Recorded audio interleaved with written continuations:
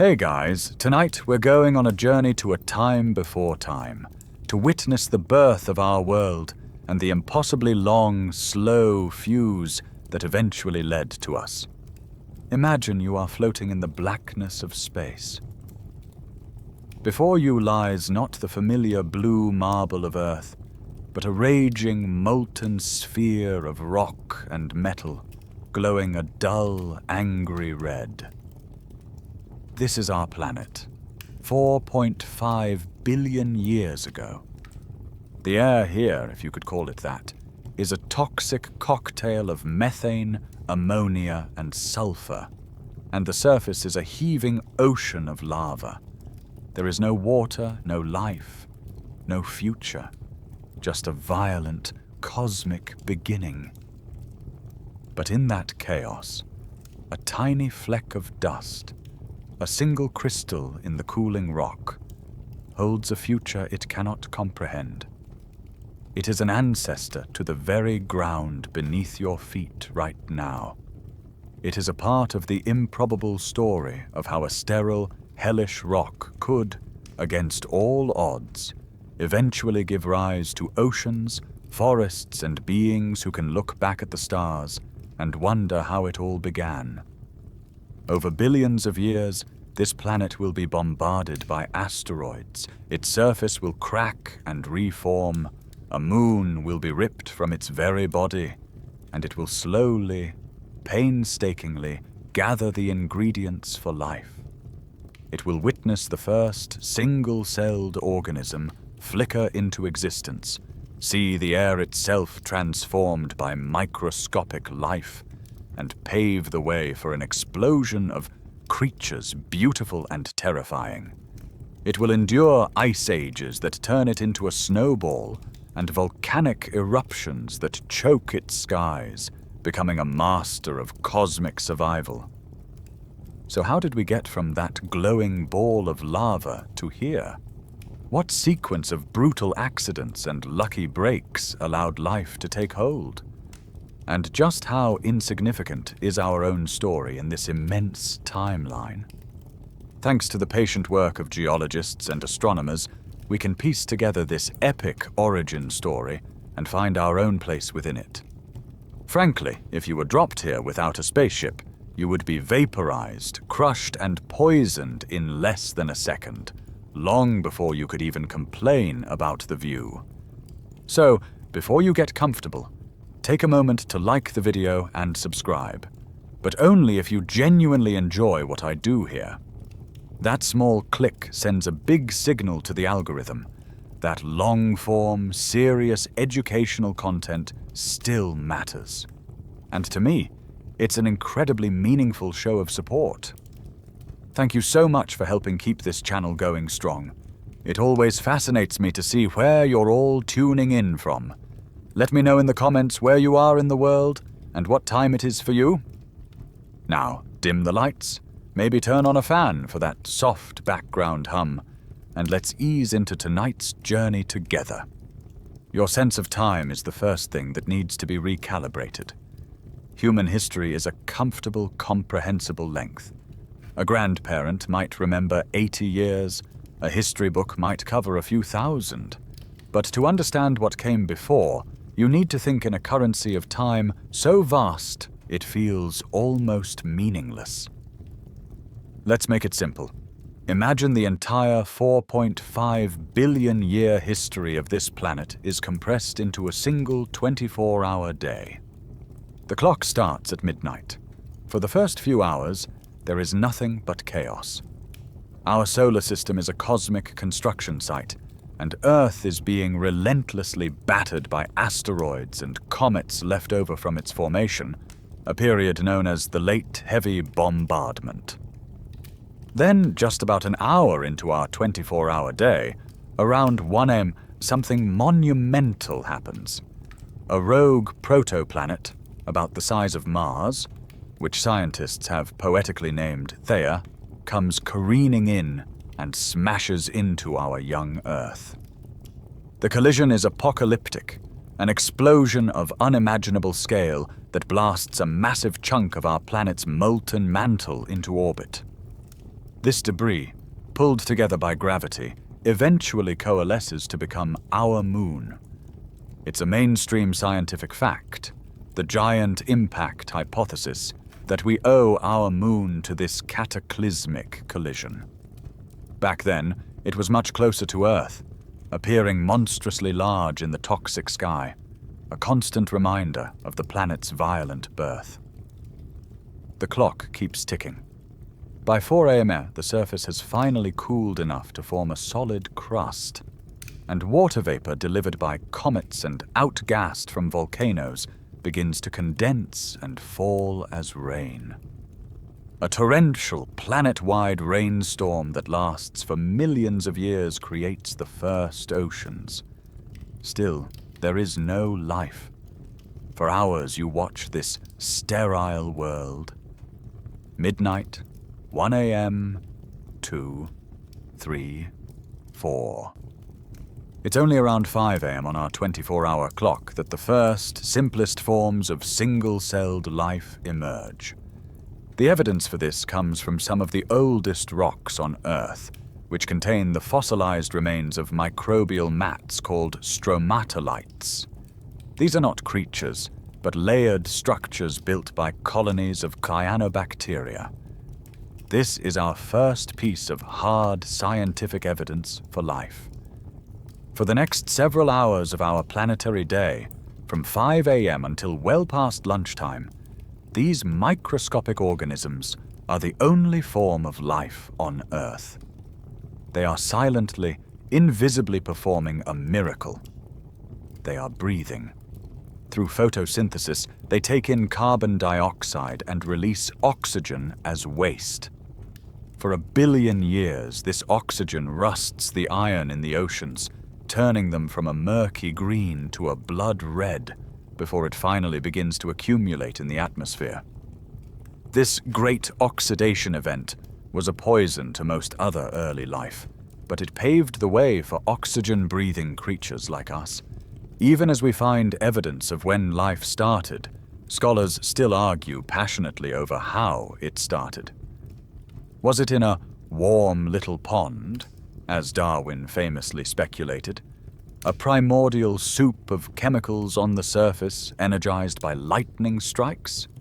Or did it begin in the crushing darkness of the deep ocean, clustered around the superheated, mineral-rich plumes of hydrothermal vents? This debate highlights a fundamental truth. The precise origin of life on Earth remains one of science's greatest unsolved mysteries. The clock continues to tick. Afternoon arrives, evening. All of the dinosaurs don't even show up until after 10 p.m., and they are gone by 11:40 p.m. It's only in the final minute of the entire 24-hour day that the first creatures who look anything like a human ancestor appear.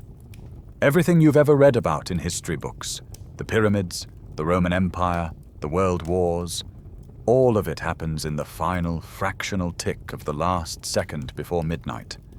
That is the scale of the stage we are about to explore. The final second before midnight ticks away, and with it, the entire recorded history of humankind vanishes. You have to rewind the clock. Back past the pyramids, back past the first farms, back past the Ice Age. You stop the clock at 11:40 p.m. on our 24-hour day, about 66 million years ago.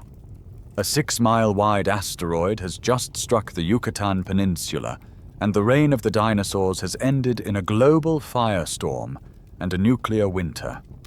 For 1,000 years, the world is a grim, gray twilight zone. But in the ashes of that old world, a new one is waiting, and a new kind of animal is about to inherit the Earth. You find yourself in a world without monsters. The great land reptiles are gone. The terrifying marine reptiles are gone. The skies are empty of pterosaurs. For millions of years, your distant ancestors, and you must use that term loosely, were small, shrew-like creatures, living in the shadows. They scurried through the leaf litter, burrowed in the ground, and hunted insects at night.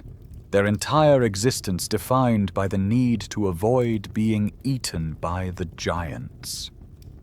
Now, the giants are gone. A planetary slate has been wiped clean, and for the first time, there is room for mammals to grow, to diversify, and to conquer. This is the dawn of the age of mammals. You drift forward in time, into the Eocene epoch. The planet is a hothouse. Lush, tropical rainforests stretch from pole to pole. There are no ice caps. Palm trees grow in Alaska, and crocodiles swim in the Arctic. The air is thick, warm, and humid, buzzing with the sound of insects and the calls of strange new birds. It is in the vast, globe-spanning canopy of these forests that our own story truly begins. High in the branches, you see a small creature, perhaps something like a plesiodapis. It doesn't look like a monkey or an ape. It looks more like a squirrely rat with a long snout and claws on its fingers. This is a quirky tidbit of our family tree. Some of our earliest primate-like ancestors didn't have the key features we associate with primates today. They were a rough draft, an experiment in a new way of living. But this new way of living, life in the three-dimensional world of the forest canopy, is driving a suite of revolutionary adaptations. You watch as these creatures evolve. The claws slowly recede, replaced by flat nails. The tips of the fingers and toes develop sensitive, fleshy pads. The thumb and the big toe become separated from the other digits, able to rotate and grasp. You are witnessing the birth of the opposable thumb, the single greatest tool in our physical arsenal. It's not for making tools, not yet. It's for one simple, vital purpose, to hold on tight to a branch, 100 feet above the forest floor. At the same time, the face is changing. The long, snouty nose of a ground-dwelling creature, which relies on smell, begins to shrink. The eyes, once positioned on the sides of the head to watch for predators, are slowly migrating to the front. This is the critical shift that gives us stereoscopic vision. The scientific evidence for its advantage is clear. When both eyes look at the same object from slightly different angles, the brain can stitch those two images together to create a perception of depth. For an animal that lives by leaping from branch to branch, judging distance is not a luxury. It is the difference between a safe landing and a fatal fall. Smell is becoming less important. Sight is becoming king. And all of this new information, the tactile sensations from the grasping hands, the rich, three-dimensional visual data, requires a more powerful computer to process it. A feedback loop is created. Better hands and eyes demand a bigger brain, and a bigger brain finds new and better ways to use those hands and eyes. The brain begins to grow, particularly the cerebral cortex, the region responsible for thought and sensory processing. For millions of years, this basic primate toolkit is refined in the trees. You move forward through time. Apes rise and spread across the old world, a fantastically diverse group. But eventually, our story narrows to a single population of apes in Africa. There is no dramatic event, no single moment you can point to. It's a slow, imperceptible process of genetic drift. A population of apes living on one side of a new river system slowly becomes reproductively isolated from their cousins on the other side. Over thousands of generations, tiny random mutations accumulate in their DNA. The molecular clock, a technique that uses the mutation rate of DNA to estimate when species diverged, tells us this happened sometime between 6 and 8 million years ago. Scholars still argue over the precise timing and the specific environmental pressures involved, But the genetics are clear. A final irrevocable split occurred. One lineage would continue on, evolving into modern chimpanzees and bonobos, our closest living relatives. The other lineage, that was something new. That was the beginning of the hominin line. That was the start of us. The stage for our evolution is no longer in the trees, but in the earth itself. Deep beneath the African continent, the planet's crust is groaning under an immense, unstoppable strain. You are witnessing the slow-motion birth of a new ocean. The tectonic plate that holds Africa is trying to tear itself in two, a process that began some 30 million years ago. A massive plume of superheated mantle is pushing up from below, causing the crust to bulge, crack, and rip apart. This colossal geological event is creating one of the most dramatic features on the planet's surface, the Great Rift Valley. Imagine a scar running for thousands of miles down the eastern side of the continent. The land is fracturing, dropping down in huge blocks to form a deep valley floor. On either side of this valley, the crust is pushed upwards, creating towering mountain ranges and volcanoes that belch smoke and ash into the sky. It is a landscape in constant, violent flux. You see volcanoes like Oldoinyo-Lengai, a strange peak that erupts a bizarre, cool, black lava that flows like muddy water, a quirky and otherworldly feature in this already alien landscape. This is the dynamic, ever-changing world your ancestors are born into. It's no longer a stable, predictable jungle. It's a geological construction site. This massive upheaval of the land has a profound and catastrophic effect on the climate. The newly formed mountains along the eastern rift create a massive rain shadow. This is a well-understood meteorological phenomenon and the key scientific evidence for the environmental transformation that follows. Moisture-rich air moving west from the Indian Ocean is forced upwards by the mountains. As it rises, it cools and dumps its rain on the eastern slopes, leaving the air on the other side, in the Rift Valley itself, dry. The spigot that watered the great African rainforest has been turned off. Slowly, inexorably, the forest begins to die. The once continuous, unbroken canopy of green that stretched across the continent begins to wither and shrink. It breaks apart, retreating into isolated pockets in river valleys and on mountain sides where there is still enough water.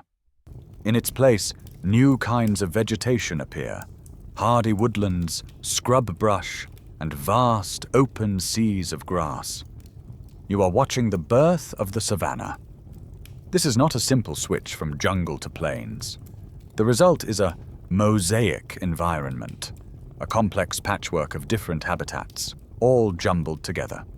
A small, dense forest might give way to an open, grassy plain, which in turn leads to a stretch of acacia woodland. This new world presents a terrifying problem for your ancestors, the apes who were just beginning to diverge from the chimpanzee line. Their entire world, their entire way of life, was the canopy. It was their highway, their supermarket, and their shelter, all in one. But now, the highway has been demolished. To get from one patch of fruit-bearing trees to another, you can no longer simply swing through the branches. You have to descend to the ground and cross the open spaces, and the ground is a very, very dangerous place. Out on the savanna, there is nowhere to hide. Predators are everywhere. You are slow and clumsy on the ground. Your comfortable three-dimensional world has been flattened into a terrifying two-dimensional one. This immense environmental pressure becomes the central engine of our evolution. The apes who live west of the rift, in the still lush rainforests, continue on their own evolutionary path, becoming the chimpanzees and bonobos of today. But your ancestors, trapped on the eastern side in this new, fragmented world, are faced with a stark choice: adapt or die. This brings us to one of the most famous ideas in human origins, the savanna hypothesis. For decades, scientists believed that this move from the trees to the grass was the single catalyst for all subsequent human evolution. Scholars still argue about the specifics. Many now emphasize the importance of the mosaic environment rather than a pure, open savanna. But the fundamental idea remains powerful. The challenge of this new landscape is what forced our ancestors to abandon the old way of life and stumble, quite literally, into a new one. The forest was our cradle, but the savanna was our crucible. It would forge us into something new, forcing upon us an adaptation so strange and so consequential that it would forever define what it means to be human. The solution to the problem of the savanna is as radical as it is awkward. You are an ape, a creature built for the trees. Your body is designed for climbing, for swinging, for a life of grasping branches. But the branches are gone. To survive on the ground, you must change. The adaptation that your ancestors stumble upon is not to run faster on four limbs like a baboon, but to do something far stranger, to stand up.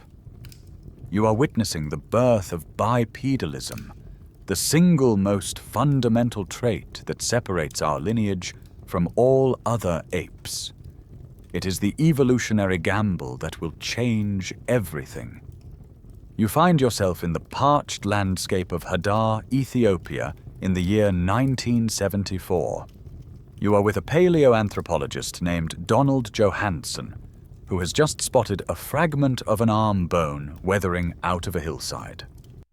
Over the next few weeks, he and his team unearth hundreds of pieces of a single skeleton, 40% complete. The Beatles' song "Lucy in the Sky with Diamonds" is playing constantly at the camp, and so the skeleton gets its name, Lucy. She is our most famous ancestor, a member of the species Australopithecus afarensis, who lived over 3 million years ago. Her skeleton is a perfect mosaic of old and new. Her long arms and curved fingers show she was still a capable climber, likely spending her nights in the safety of trees. But her pelvis is short and wide, much more like a human's than a chimp's, providing a stable base to support her upper body. Her knee joint is angled inwards, allowing her to place her feet directly beneath her center of gravity with each stride. The evidence is undeniable. Lucy walked upright. She is a perfect transitional fossil, a snapshot of evolution in action. But the most poignant proof of this new form of locomotion comes from a different location. Laetoli, in Tanzania. You are there 3.6 million years ago. A nearby volcano, Sadiman, has just erupted, blanketing the land in a fine grey layer of ash. The ash is like a fresh fall of snow. Then, a light rain begins to fall, turning the ash into a damp, cement-like mud. And across this surface, 2, perhaps 3 of your ancestors are walking. An adult and a juvenile, side by side. They leave a trail of footprints in the wet ash, which is then baked hard by the sun and buried by another eruption, preserving them for millions of years.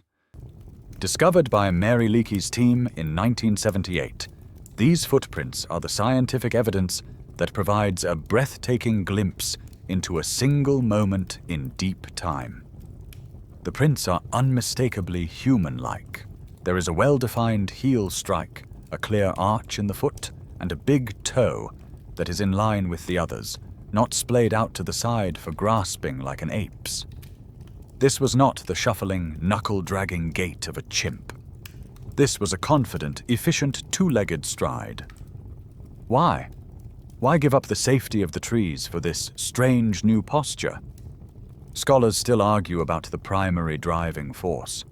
Was it to see over the tall savanna grass, to spot approaching predators or distant resources? Was it for thermoregulation, a way to expose less of the body to the brutal overhead sun and more to the cooling breezes? Or was it, perhaps most importantly, to free the hands? On 2 feet, you can now carry food back to your family. You can carry your dependent, helpless infant. And one day, you will be able to carry a weapon or a tool. But this new way of moving comes with a steep price. It is a series of evolutionary trade-offs. You are now slower and more unstable than the 4-legged predators that are hunting you. And the engineering is a mess. Your entire upper body weight is now balanced on just 2 legs, putting immense strain on your hips, your knees, and especially your lower back. The S-curve in our spine that allows us to balance is also a recipe for slipped discs and chronic back pain, a quirky tidbit of modern life that is a direct inheritance from this ancient adaptation. Furthermore, the reshaping of the pelvis into a stable, weight-bearing platform created a terrible obstetric dilemma. It narrowed the birth canal, making childbirth far more difficult and dangerous for our species than for any other primate. For now, though, the most important consequence is a positive one. For the first time, the hands are free. Liberated from the tedious work of locomotion, they are now open to the world, ready for a new destiny.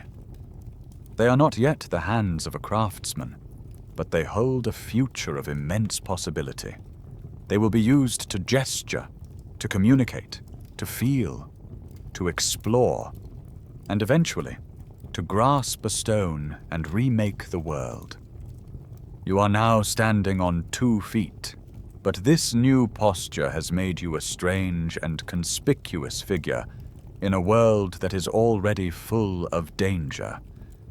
The African landscape of the Pliocene and Pleistocene is not the Serengeti you might see on a nature documentary today. This is a world of giants, a place teeming with megafauna on a scale that is now lost forever. You are a small, slow, defenseless primate, just over a meter tall, and you are living in a land of monsters. Every step you take is a gamble. The predators here are larger and more numerous than any you could imagine. You must learn their ways. There is Dinophilis, a saber-toothed cat the size of a jaguar. It doesn't hunt in the open plains.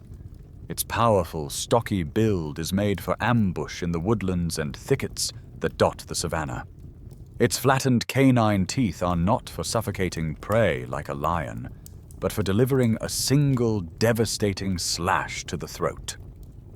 They are masters of the surprise attack.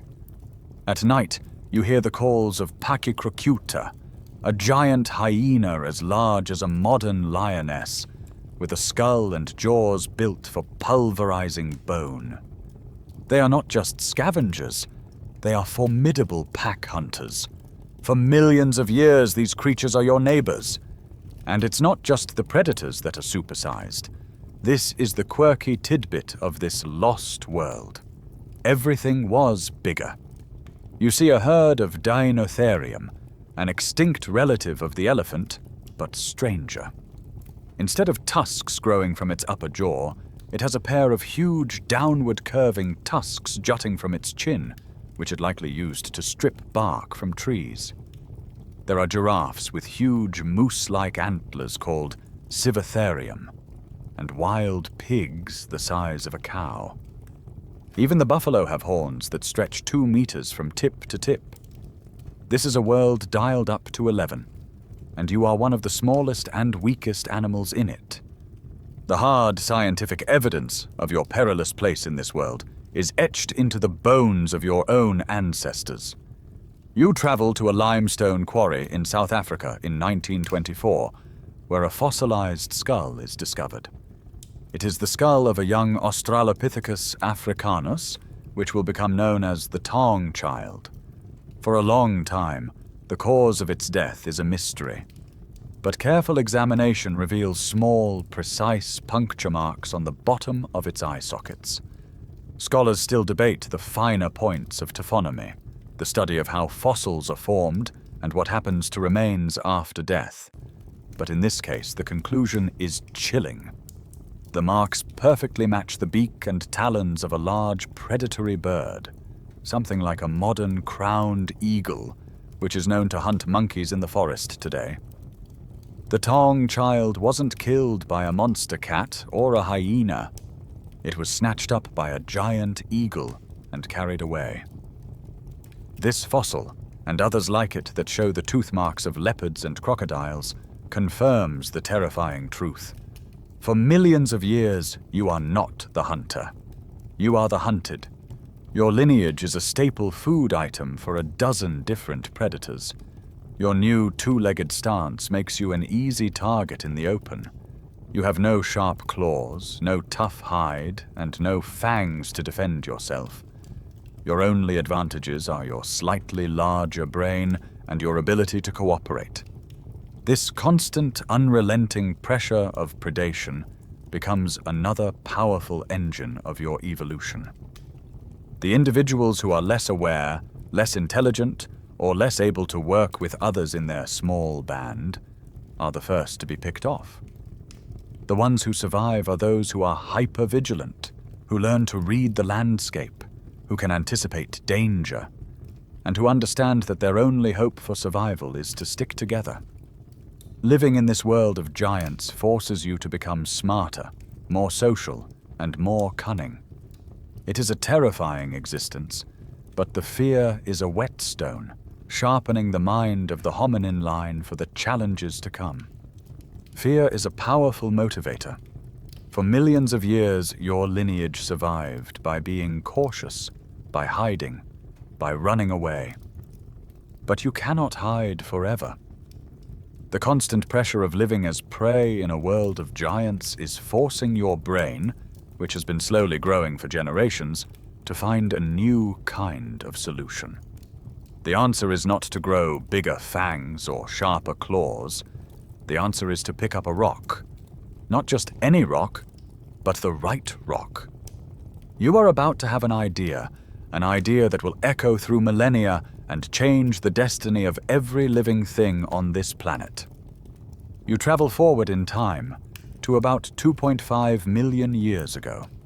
In the dusty ravines of Olduvai Gorge in Tanzania, you meet a new kind of hominin, taller than Lucy, with a less jutting jaw, and most importantly, a noticeably larger, more rounded skull. This is Homo habilis, the handy man, so named by the Leakeys who discovered him because he was found among a treasure trove of the world's first stone tools. He is the first member of our own genus, Homo. He is still a strange, ape-like creature, but the expansion of his brain marks a crucial turning point. The Rubicon has been crossed. Look closely at what he is doing. This is the birth of technology. He holds a smooth, rounded cobblestone, the hammerstone, in one hand, and a larger, chunkier rock, the core, in the other. He is not just banging them together. He is turning the core in his hand, feeling its weight, searching for the perfect angle. Then, with a sharp, practiced snap of the wrist, he strikes. A thin, razor-sharp flake of stone shears off the core. This is the Oldowan tool industry. The genius of it is twofold. First, it is the act of invention, of seeing a tool that doesn't yet exist inside a raw piece of material. Second, the intended product is often not the chunky core that's left behind, but the small, sharp flake that was struck off. It's a prehistoric scalpel, capable of slicing through the toughest animal hide. But how are these simple tools being used? This question leads to a classic scholarly debate. Was Homo habilis a mighty hunter or a clever scavenger? Are these the weapons of a killer ape or the cutlery of an opportunist? For a long time, people imagined our ancestors as heroic hunters, bringing down giant beasts. But a closer look at the evidence paints a more cunning and precarious picture.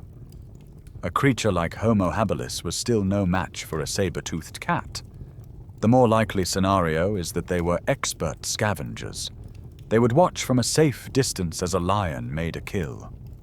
After the predator had eaten its fill and left, the hominin band would rush in. Here, the toolkit was essential. With other scavengers like hyenas and vultures closing in, you have no time to spare. The sharp flakes allow you to quickly slice off slabs of meat from the carcass. But the real prize is inside the bones. The heavy core, the part left over from making the flakes, now serves a new purpose. It's a hammer. With it, you can smash open the long leg bones of an antelope or a wildebeest to get at the fatty, calorie-dense marrow locked inside. This was a food source that was unavailable to almost every other animal on the savanna. The scientific evidence for this is compelling and visceral. At fossil sites, paleoanthropologists have found ancient animal bones with a story to tell. Etched into the surface of a bone, you can see the deep, parallel grooves left by the canine tooth of a large predator. But then, on top of those marks, you see a second set of finer V-shaped scratches. These are the unmistakable cut marks made by a stone tool. This layering of marks tells a clear story. The predator got there first, but the hominin came second, using his new technology to get what was left. This new diet of meat and marrow ignites a powerful evolutionary feedback loop, a concept that is a cornerstone of our origin story. Brains are incredibly expensive organs to run, consuming about 20% of your body's energy, even at rest. To grow a bigger brain, you need a richer, more energy-dense diet. The tools provide that, unlocking the calories in meat and marrow. This better diet fuels the growth of a larger, more complex brain. That bigger brain can then invent better tools, develop more complex social strategies for scavenging, and better understand the world.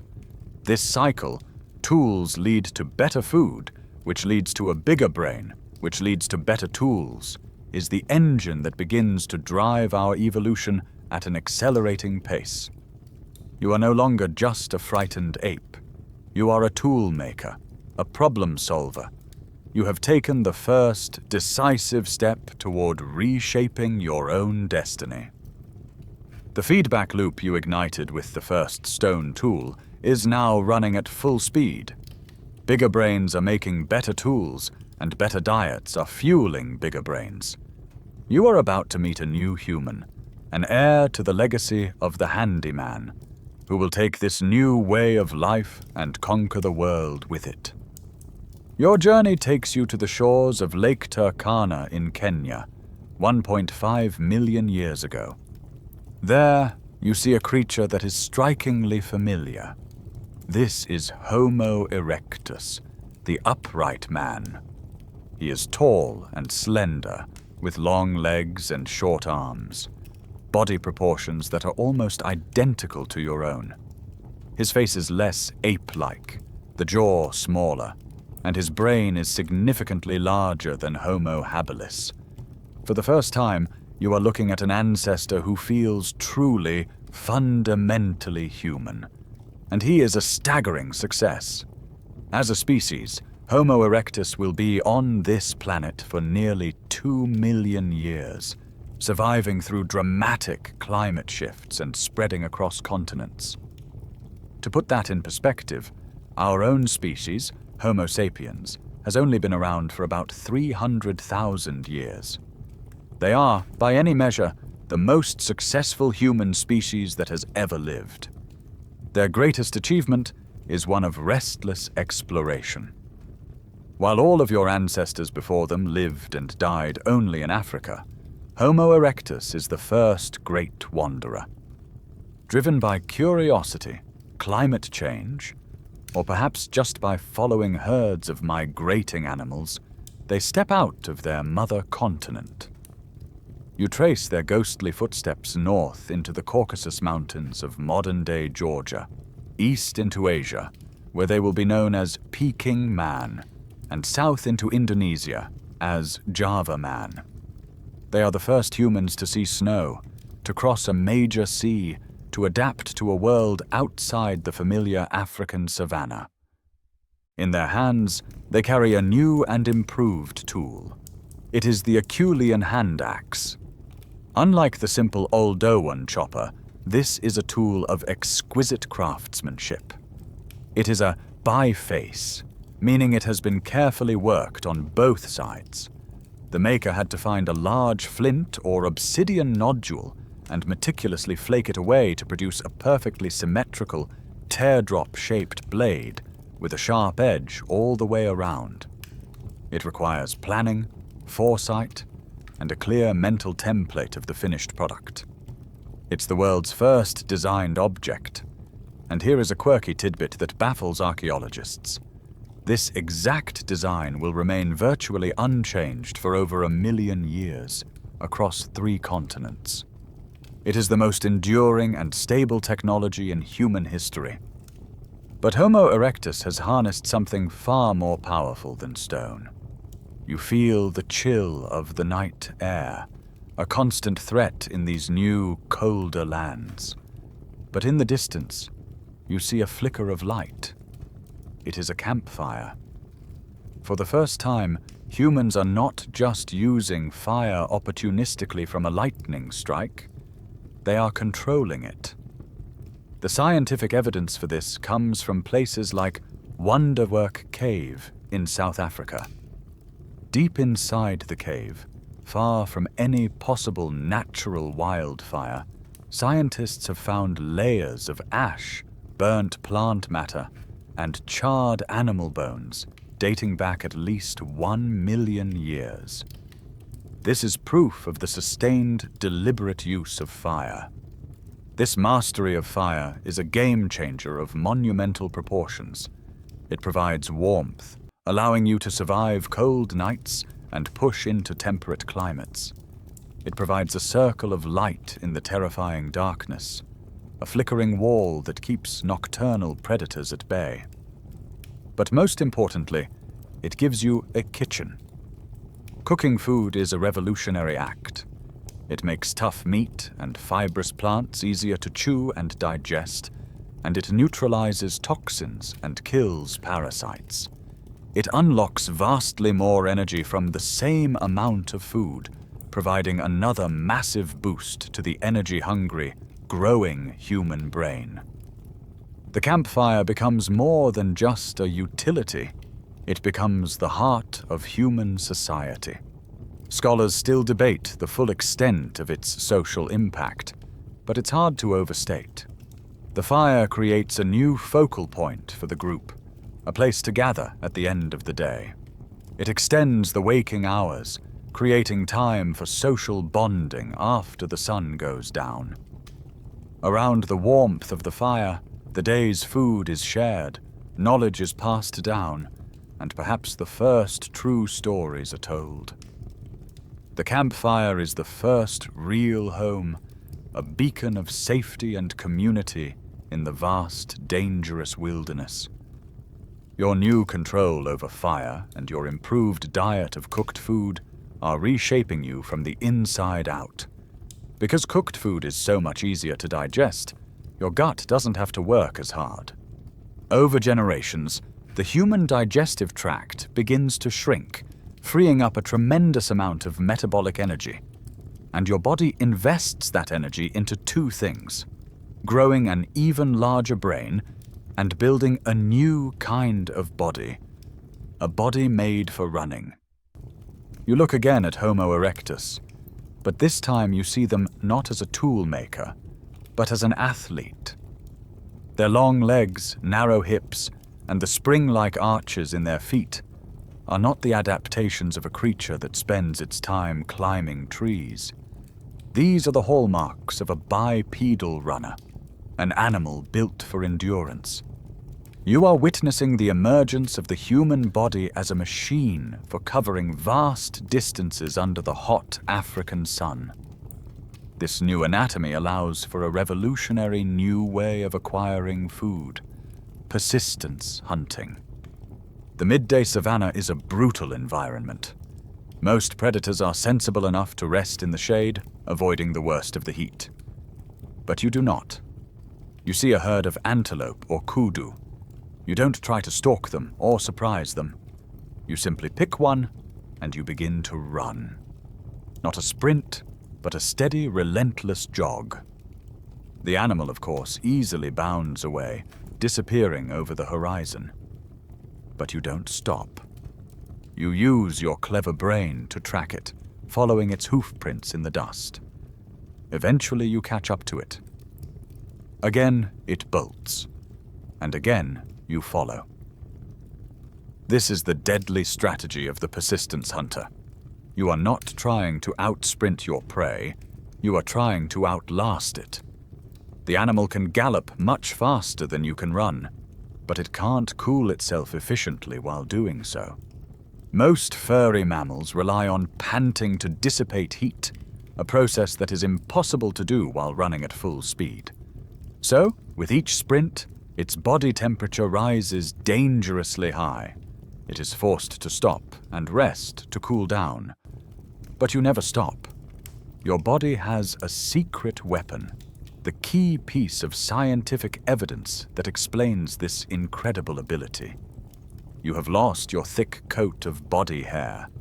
You are the naked ape. And in place of fur, your skin is covered with millions of eccrine sweat glands. As you run, your body pumps out water, which evaporates on your bare skin, creating a cooling system that is vastly superior to any other in the animal kingdom. You can jog for hours in the midday heat, your body holding a steady temperature, while your furry prey is slowly, literally, cooking from the inside. Eventually, after hours of being relentlessly pursued, the animal collapses from hypothermia, and you can simply walk up and dispatch it. This ability is written all over your anatomy in a series of subtle but crucial adaptations. It's a quirky tidbit of our evolution that you carry a whole suite of running-specific features. You have a nuchal ligament, an elastic band in your neck that helps keep your head stable while you run, which is absent in other apes. You have large gluteus maximus muscles, your butt muscles, that are barely used in walking but are essential for stabilizing your torso during a run. These features, combined with your spring-like tendons and your incredible ability to sweat, make you one of the most exceptional endurance athletes on the planet. Scholars still debate just how common this hunting method was and which species of prey were most susceptible to it. Was it a primary source of food, or a fallback strategy for when other methods failed? But the anatomical evidence is undeniable. Your body was forged on the anvil of the savanna for this very purpose. You have transformed yourself from a clever scavenger, darting in to steal the scraps from other predators' kills, into a formidable hunter in your own right.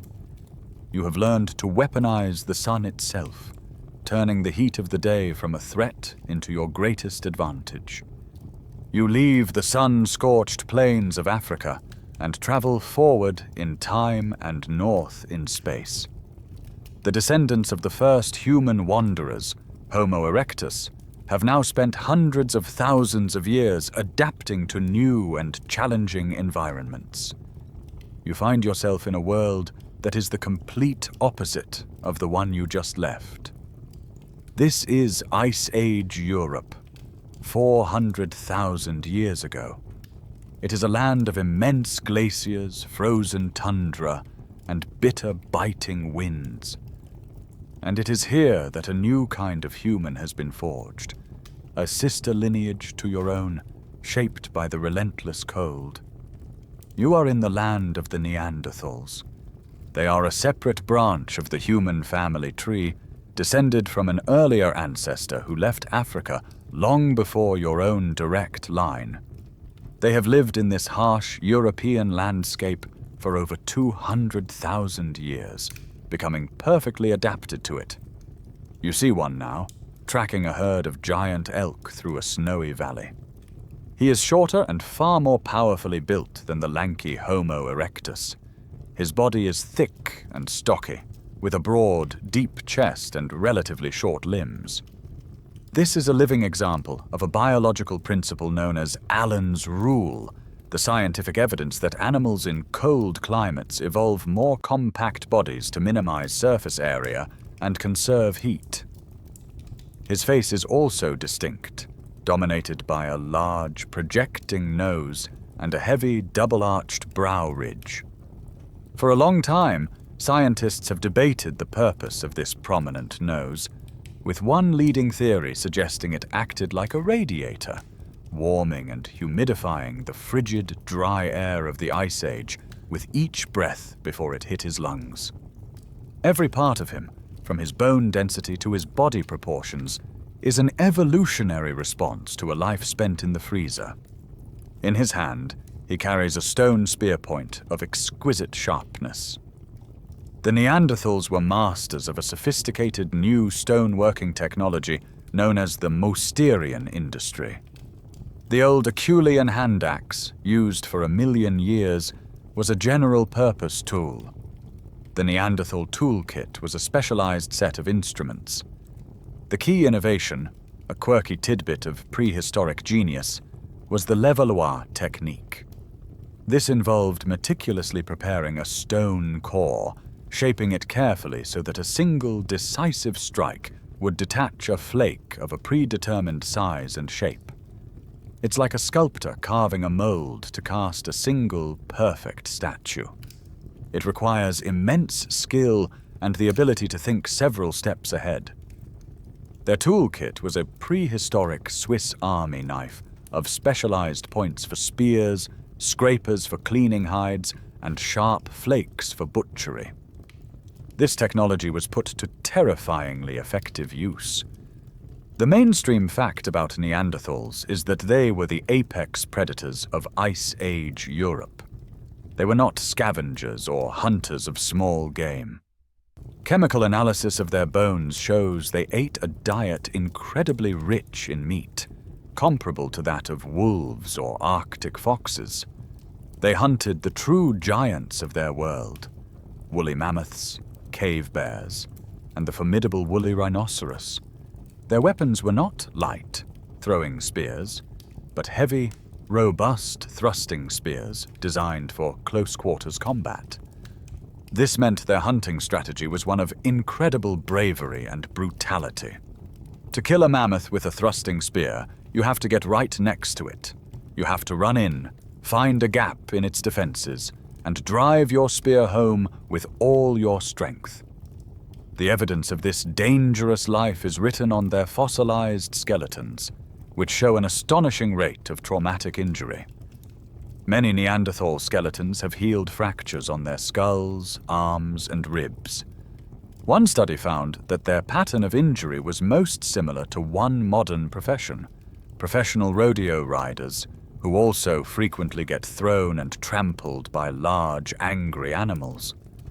For a long time, Neanderthals were dismissed as brutish, dim-witted cavemen, but the evidence of their sophisticated tools, their control of fire, and their success as hunters has shattered that stereotype. The modern scholarly debate is no longer about whether they were intelligent, but how their intelligence might have differed from our own. Were they our cognitive equals, simply adapted to a different world? Or were there subtle but crucial differences in creativity, long-term planning, or the ability to think symbolically that gave our own species an advantage over other species' edge when we finally arrived on the scene? They were the undisputed masters of the Ice Age, a successful and resilient people who thrived in the harshest of conditions for millennia. The evidence of a brutal, close-quarters hunting life, written in the fractured bones of the Neanderthals, leads you to a profound realization. An individual with a shattered arm or a crushed leg cannot hunt. They cannot gather firewood or fend for themselves. In the harsh calculus of the Ice Age, they are a liability. And yet the skeletons of the Neanderthals are full of healed, debilitating injuries. This can only mean one thing. They were taking care of each other. You are in a cave in France, looking at the fossilized remains of the old man of La Chapelle. He was old by Neanderthal standards, perhaps 40, and his body was a wreck. He suffered from crippling arthritis that would have made movement painful and slow. He had lost most of his teeth, meaning he would have needed his food processed for him, perhaps chewed by others. And yet he lived for years in this decrepit state. He did not die from his initial injuries or illnesses. He was nursed, fed, and protected by his group. This is not the behavior of a brutish beast.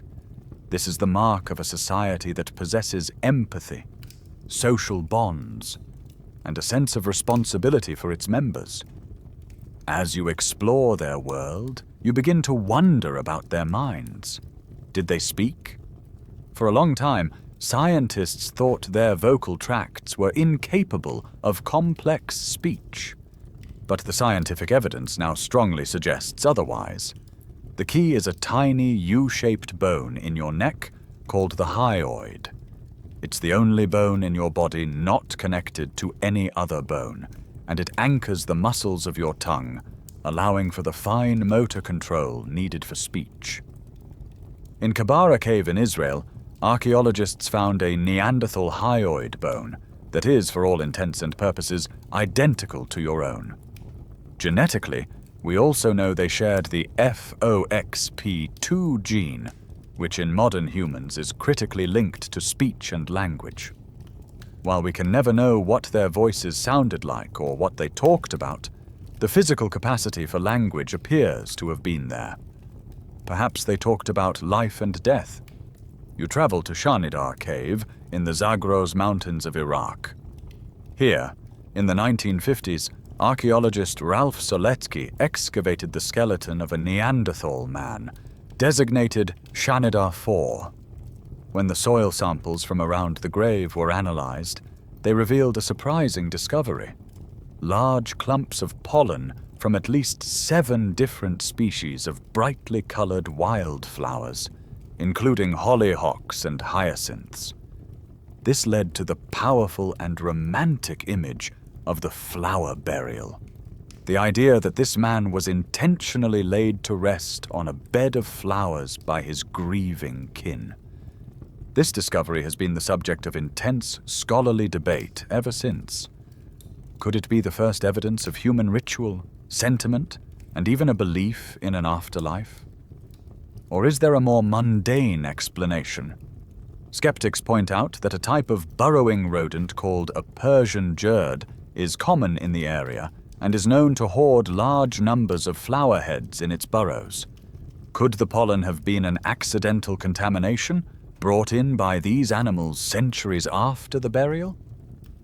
The debate continues to this day, a perfect example of the difficulty of interpreting the deep past. But other evidence for a symbolic inner world is more clear. At sites across Europe, you find evidence of Neanderthals using mineral pigments like red ochre and black manganese. Were they painting their bodies for rituals? And for a truly quirky tidbit of their culture, you look at a set of eagle talons found in a cave in Krapina, Croatia. They bear clear-cut marks, notches, and signs of polishing. It seems undeniable that they were strung together and worn as a necklace or pendant. This is not for survival. This is personal adornment.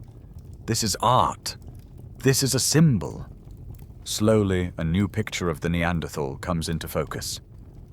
They are not the grunting, club-wielding brutes of old cartoons. They are a complex and capable people, with a sophisticated technology, a caring social structure, and a burgeoning symbolic world. They are the intelligent, resilient masters of their continent. But their long, lonely reign is about to come to an end, because a new kind of human is heading north, out of Africa. While the Neanderthals were ruling the western half of Eurasia, another human story was unfolding in the east. Your journey now takes you to the Altai Mountains in southern Siberia, to a place called Denisova Cave.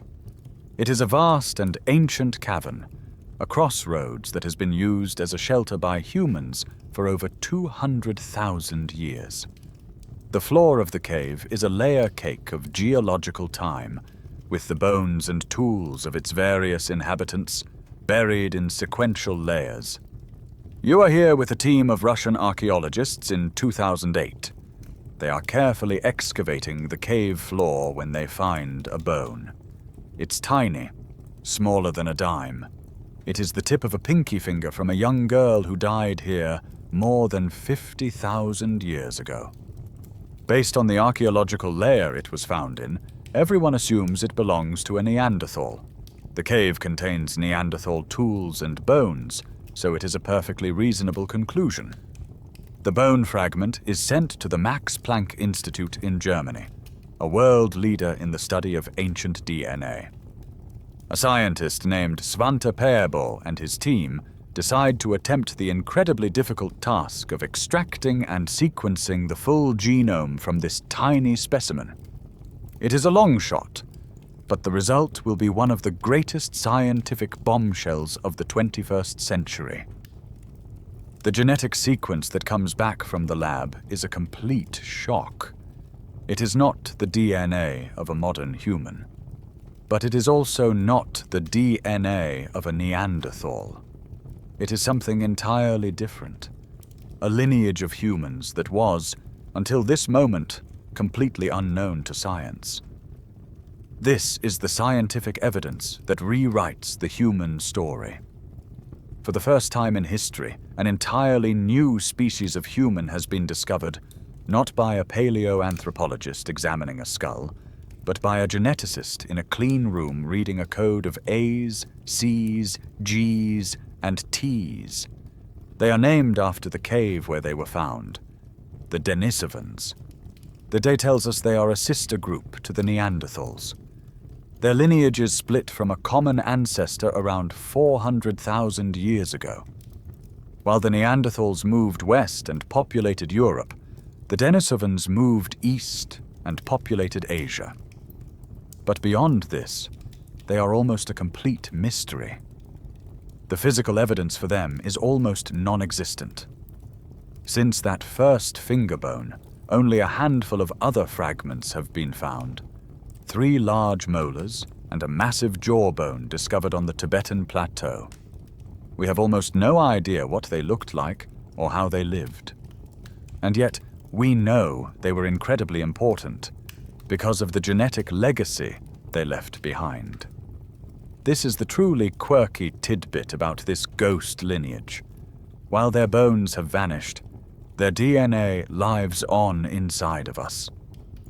When scientists compared the Denisovan genome to modern human populations, they found that while it is absent in most of the world, it makes up a significant percentage, as much as 5%, of the DNA of modern people in Melanesia, Papua New Guinea, and Australia. This means that at some point in the distant past, the ancestors of these populations met and interbred with Denisovans. One remarkable gift from this ancient encounter is a gene called EPAS1, which helps modern Tibetans thrive in the thin air of high altitudes. It was inherited directly from the Denisovans. The scholarly debate surrounding the Denisovans is therefore wide open. Almost everything about them is a question mark. What was their full geographical range? Given their genetic legacy, it must have been vast, stretching from the frozen north of Siberia to the tropical islands of Southeast Asia. What culture did they have? What tools did they make? Were they as intelligent and capable as the Neanderthals? They are a ghost species. a massive and successful branch of the human family that has been almost completely erased by the passage of time. They are a powerful reminder that the story of human evolution is not a simple, linear march, but a complex, braided stream of many different kinds of people, all of them sharing a planet that was, for a very long time, home to more than one kind of human. You leave the mysterious ghost lineage of the Denisovans in their Asian homeland and the Neanderthals in their icy European domain. For hundreds of thousands of years, these other humans have been the protagonists of the story outside of Africa. But all the while, back in the mother continent, your own direct lineage has been quietly, steadily evolving. Now you must return to the place where it all began, to witness the birth of the last human standing. Us. Your journey takes you to Jebel Irhoud, a site in modern-day Morocco. It is here, in a former barite mine, that scientists have unearthed the fossilized remains of the earliest known members of our species, Homo sapiens. Dating back a staggering 300,000 years, these fossils pushed back the origin of our own kind by 100,000 years. This is the mainstream fact of our genesis. Looking at the skulls, you see a mosaic of features. The face and teeth are almost indistinguishable from people alive today, but the brain case is slightly longer and less rounded than our own. You are looking at the dawn of our species, a population on the very cusp of anatomical modernity. What does it mean to be anatomically modern? You compare the skull of a Neanderthal to that of a modern human. The difference is striking. The Neanderthal skull is long and low, like a football. The sapien skull is high and rounded, a shape often described as globular, like a basketball. Your face is not pushed out in front of the cranium, but is tucked neatly underneath your large forehead. And you have a feature that no other human species possessed, a pointy, bony chin. Your skeleton is also different, lighter, more slender, or gracile. You are not built for brute strength and cold resistance like a Neanderthal. You are built for efficiency, endurance, and perhaps for a different way of thinking. The emergence of our species in Africa is the foundation of the most widely accepted model of human origins, a theory often called out of Africa. This leads to a foundational scholarly debate in the field. The out of Africa model proposes that our species evolved in a single location, Africa, and then, in a relatively recent wave of migration, expanded across the globe, replacing all other archaic humans they met. The older multi-regional hypothesis suggested that modern humans evolved in parallel across the world from different archaic populations. Today, the genetic scientific evidence is overwhelming. The DNA of every person alive today, from a Parisian to a Peruvian, can be traced back to these African ancestors. We are all Africans, but our story almost ended before it truly began. Around 74,000 years ago, on the island of Sumatra in Indonesia, the volcano Toba erupted. This was not an ordinary eruption. It was a supervolcanic event, one of the largest in the last 2 million years. It blasted over 1,000 cubic kilometers of ash and sulfur into the atmosphere, creating a cloud that shrouded the globe. The sun was dimmed for years, triggering a volcanic winter. Temperatures plummeted, plants withered, and animal populations crashed. This event may have been the single greatest threat our species has ever faced. This is the Uber catastrophe theory, a quirky tidbit of our history that suggests this eruption created a devastating genetic bottleneck. The global human population, both in Africa and the small bands that may have ventured out, was slashed to perhaps as few as 3 to 10,000 individuals. You are likely the descendant of this small, incredibly resilient band of survivors. The low genetic diversity seen in modern humans is a living echo of this near-extinction event. We were once an endangered species, clinging to survival on a planet plunged into a volcanic twilight. But we survived. And in the aftermath of this global disaster, a small group of African Homo sapiens was ready to not just repopulate the world, but to conquer it. The small, resilient population of Homo sapiens that survived the Toba bottleneck is now ready to begin its expansion. But the world they are about to step into is not the familiar world of today. For the last 2.5 million years, the Earth's climate has been in a state of dramatic and violent fluctuation. You are living in the Pleistocene epoch, a time better known by its more dramatic name, the Great Ice Age. This does not mean the entire planet is frozen, but the climate is, on average, far colder and drier than it is today. You travel north, and you see the cause. Immense sheets of ice, glaciers miles thick, sit permanently over the top of the globe. The Laurentide ice sheet smothers most of North America, and the Scandinavian ice sheet covers Britain and Northern Europe. This is the mainstream fact of the Pleistocene world. The weight of this ice is so immense that it presses the continent down into the mantle. The land south of these ice walls is not a temperate forest. It is a vast, cold and wind-swept plain of steppe tundra, a treeless landscape that stretches from France to Siberia, carpeted with hardy grasses and shrubs. All of that water, trillions of tons of it locked up in the continental glaciers, has to come from somewhere. It comes from the oceans. The direct consequence of this deep freeze is a dramatic drop in global sea levels, sometimes by as much as 400 feet. This is the clear scientific evidence that transforms the map of the world. Coastlines are miles further out than they are today. New lands, once hidden beneath the waves, are exposed. You can see Britain, not as an island, but as the northwestern peninsula of Europe. The islands of Indonesia, Sumatra, Borneo, Java, are all connected into a single, massive landmass called Sunderland. And most consequentially for human history, Asia and North America are joined by a vast 1,000-mile-wide land bridge of cold, dry steppe called Beringia. The planet is more connected by land than ever before, creating highways for migration for the animals and the humans who hunt them. But the Ice Age is not one long, monotonous winter.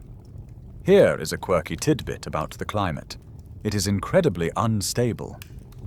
The deep rhythm of the ice is driven by subtle, predictable wobbles in the Earth's orbit and tilt, known as Milankovitch cycles. These cycles push the planet into long, cold glacial periods, followed by shorter, warmer interglacial periods, like the one we are in today. But even within a cold glacial period, the climate is a roller coaster, capable of flipping between frigid phases called stadials and warmer spells called interstadials in the space of just a few decades. Imagine the climate of Scotland suddenly becoming the climate of Greenland, and then back again, all within a single human lifetime. This constant jarring instability is the true backdrop of the human story. It is the ultimate evolutionary test. This leads to a persistent scholarly debate. What was the greater engine of human progress, the cold times or the warm times? Did the harsh, resource-scarce stadials act as a creative crucible, forcing humans to innovate new tools, new hunting strategies, and new social networks to survive? Or did the warmer, more bountiful interstadials provide the crucial windows of opportunity, allowing populations to grow and expand into new territories that were previously locked in ice? The answer is likely both. The volatile climate acted as a pump, contracting populations into isolated pockets, or refugia, during the cold, dry times, and then allowing them to expand and mingle during the warm, wet times. This world of radical and often rapid climate change is the stage upon which the final act of human evolution will play out. It is a world of immense challenges, but also of immense opportunities for any species clever and adaptable enough to navigate it. You are now in Africa, sometime around 70,000 years ago. For over 200,000 years, your species, Homo sapiens, has existed on this continent. You have looked like a modern human, with a modern human's body and brain size. But for most of that time, your behavior and technology have been relatively stagnant, not dramatically different from that of the Neanderthals in Europe. Then, something happens. A creative fire is lit. In the archaeological record, you witness a sudden, explosive flourishing of innovation and complexity. This is the cognitive revolution. It's what some call the Great Leap Forward, a profound shift from being just anatomically modern to being behaviorally modern. Suddenly, you see things that you have never seen before in the entire 3-million-year history of hominins. The old, reliable toolkits are diversified with a dazzling array of new inventions. Finely crafted blades, specialized spear points, and for the first time, tools made from bone and ivory, like fishhooks, harpoons, and tiny sharp needles for sewing tailored clothing. But the change is deeper than just technology. You see the first clear evidence of art and symbolic thought. You find ostrich eggshells from a site in South Africa called Diepkloof Rock Shelter, engraved with complex geometric patterns. You see the first jewelry, strings of perforated seashells, deliberately collected, drilled, and worn. You find evidence that groups are trading high-quality stone over hundreds of miles, implying the existence of complex social networks and alliances. You are no longer just a clever ape. You have become a cultural being. What caused this dramatic transformation? This is one of the deepest and most fascinating scholarly debates in human origins. Was it a sudden biological change? One popular theory suggests that a chance genetic mutation occurred, perhaps around 70,000 years ago, that rewired the neural circuits of the human brain. This magic mutation could have unlocked the final component for fully modern, complex language, or the capacity for symbolic thought. It was a software update for the brain that instantly unleashed our creative potential.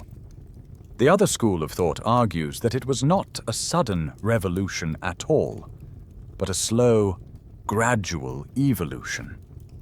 The potential was always there, locked away in our large brains. But it took tens of thousands of years of cultural accumulation to reach a tipping point. Perhaps growing population densities led to more social interaction, which in turn spurred the need for more sophisticated ways to communicate and define group identity. The revolution, in this view, was not biological, but cultural. Regardless of the trigger, the result was a new and unprecedented way of thinking. The key ability that emerged was the capacity for abstract and symbolic thought.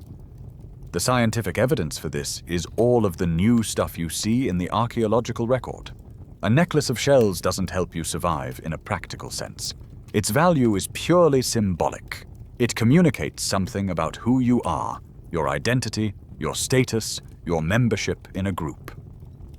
An engraved pattern on an eggshell is a thought made real.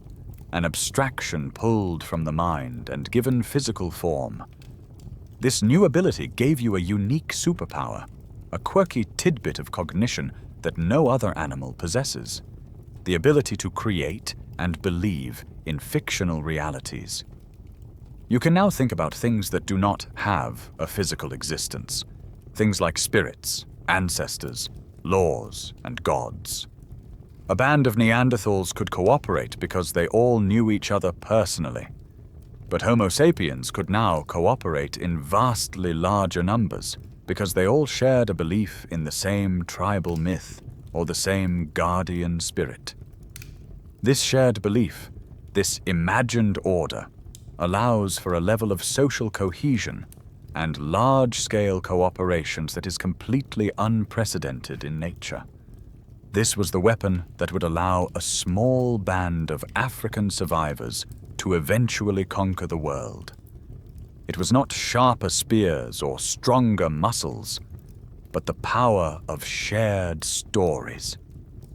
This revolution of the mind, this unlocking of the human imagination, would prove to be more powerful than any claw or fang the natural world had ever produced. This new ability to think in symbols needs an operating system, a code through which these abstract ideas can be formed, manipulated, and most importantly, shared. That operating system is language. Not just the simple alarm calls of a monkey, but a fully syntactic symbolic language capable of communicating an infinite number of ideas. Its arrival is the very heart of the cognitive revolution. But why did it evolve? What was the driving pressure that turned simple grunts and gestures into poetry and philosophy? This is a difficult question, as language leaves no fossils. This has led to a rich, scholarly debate with several competing theories. Perhaps it began for practical reasons, to coordinate hunts with increasing precision. Instead of a simple shout, you could now communicate a complex plan. You two circle around from the left, wait for the bison to face the cliff, and I will startle it from behind. Another theory suggests that our language was first one of hands, not voice. Our primate ancestors already had sophisticated motor control in their hands for manipulating objects. It's possible that complex communication began with gestures, with vocalizations only later being mapped onto those gestures to become the dominant form. But one of the most compelling theories is that language evolved to solve a social problem. As our groups grew larger, it became impossible to maintain social bonds through the traditional primate method of physical grooming. Chimpanzees spend hours every day picking through each other's fur, an act that builds trust and reinforces alliances.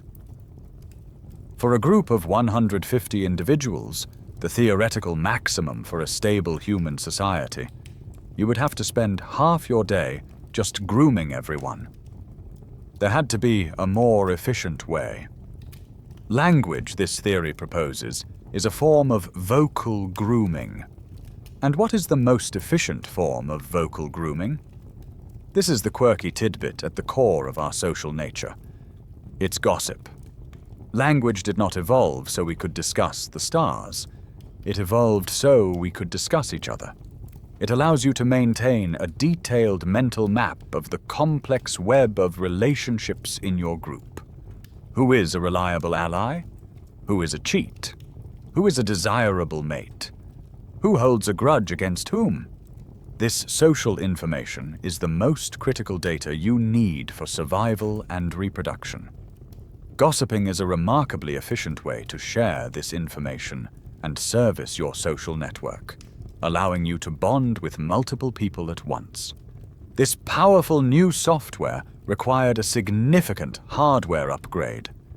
The scientific evidence for our unique linguistic ability is found in our anatomy and genetics.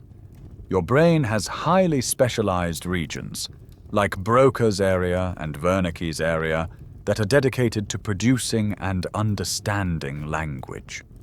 More dramatically, Your larynx, or voice box, is positioned much lower in your throat than in any other primate.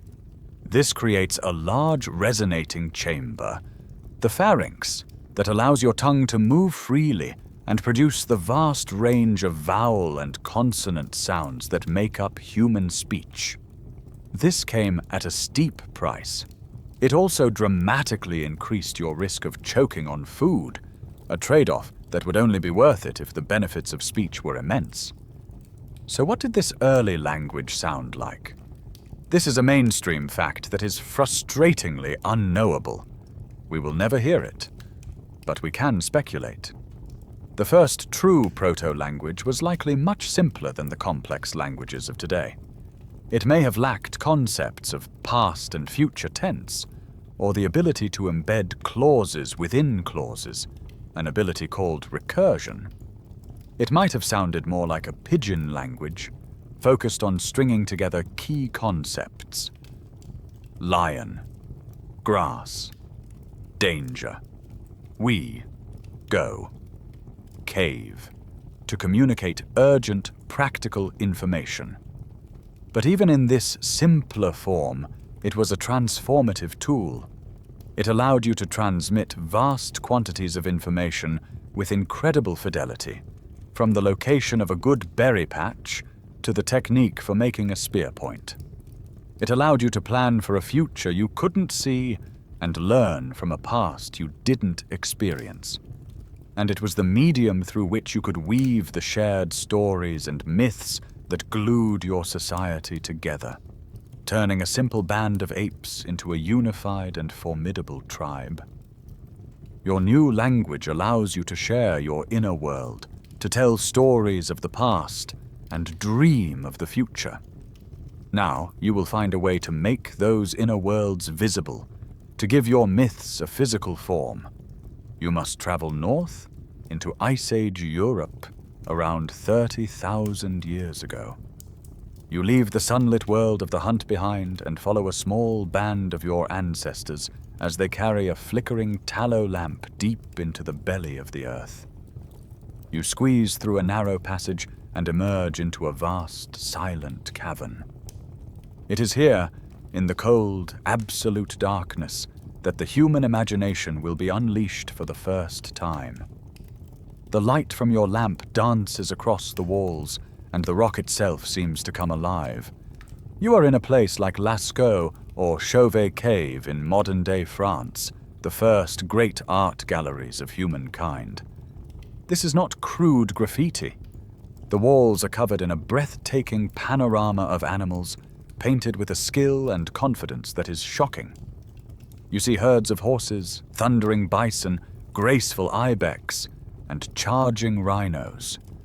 The artists have captured the essence of these creatures, their weight, their movement, their very vitality. Among the animals you see other, more personal and more haunting images. There are hundreds of hand stencils. The artist placed their hand flat against the rock and blew a fine powder of red or black pigment around it, leaving a negative outline. It is an act that echoes across 30,000 years. A simple, profound declaration. I was here. You also see strange, abstract symbols everywhere, grids of dots, parallel lines, and club-shaped signs whose meanings are now completely lost to us. They are whispers in a language we can no longer understand. The artistry itself is a quirky tidbit of prehistoric genius. The palette is simple, made from minerals ground into a fine powder. Black from charcoal and manganese dioxide, red, yellow, and brown from iron-rich ochre clays. This powder was mixed with a binder, perhaps animal fat, saliva, or cave water, and applied to the rock. They used their fingers, pads of moss or fur, and even a primitive form of spray paint, blowing the pigment through a hollow bone to create a soft, diffused effect. Most cleverly, they didn't paint on a flat surface. They used the natural, undulating contours of the cave walls to give their animals a sense of three-dimensional life. A bulge in the rock becomes the muscular flank of a bison, a crack becomes its leg. But why? Why descend into these deep, dangerous, and inaccessible places to create these masterpieces? This is the great, unanswered question, and the subject of a deep and fascinating scholarly debate. One of the earliest theories was that this was a form of hunting magic. By creating an image of a bison and perhaps painting a spear striking its side, the hunter gained a sympathetic magical power over the real animal, ensuring a successful hunt. A more recent and powerful theory suggests that these caves were gateways to a spirit world, and the art was the work of shamans. The scientific evidence for this comes from neuropsychology. Researchers have noted that in altered states of consciousness, the human brain is hardwired to perceive certain geometric patterns, like dots and grids, very similar to the abstract signs on the cave walls. In a deeper trance, these patterns can morph into animals of spiritual significance. The caves, in this view, were not art galleries, but sacred portals where the shaman would enter a trance, journey into the spirit realm, and then record their visions on the rock, the very membrane between worlds. Whatever their exact purpose, whether for magic, ritual, or storytelling, it is clear that these caves were the first cathedrals. They were places set apart from the ordinary world, where you could connect with the deeper forces you believed governed your existence. This art is the definitive proof of the fully modern human mind, a mind that is no longer concerned only with survival, but is now grappling with mystery, with beauty, and with its own place in the cosmos. You emerge from the profound darkness of the painted caves, blinking in the daylight of the Ice Age world. That same explosion of creativity, that same drive to give the inner world a physical form, was not confined to the sacred darkness. It was also happening out in the open, in the daily lives of your ancestors, and it was being expressed on the most intimate canvas of all, the human body. The human mind has become self-aware, and with that self-awareness comes a new desire, the desire for self-expression. You are witnessing the birth of personal identity. The mainstream fact is that long before people were painting bison on cave walls, they were decorating themselves. In places like Blombos Cave in South Africa, you see shells of tiny sea snails, deliberately collected and perforated with a sharp bone point over 75,000 years ago. These are beads, the oldest jewelry in the world. As you move forward in time and across the globe, you see this impulse flourish. People are making beads from polished discs of ostrich eggshell, carving intricate pendants from the ivory of mammoth tusks, and drilling holes in the teeth of foxes, deer, and wolves to be strung on a cord of sinew. You also see the ever-present red ochre, a rich iron-based clay. It's being ground into a fine powder, likely mixed with fat, and used as a body paint. The human body has become a canvas for identity. But these are not just decorations. The scientific evidence from modern anthropology tells us that in pre-literate societies, personal adornment is a language. It is a complex visual code that communicates vital information at a glance. Those beads might signal which clan you belong to. A certain type of pendant might signify that you are a skilled hunter, an elder, or a shaman. They can declare that you are married or that you have come of age. In a world where you are beginning to interact with strangers from other bands, this ability to instantly and silently communicate your identity and social standing is a powerful tool.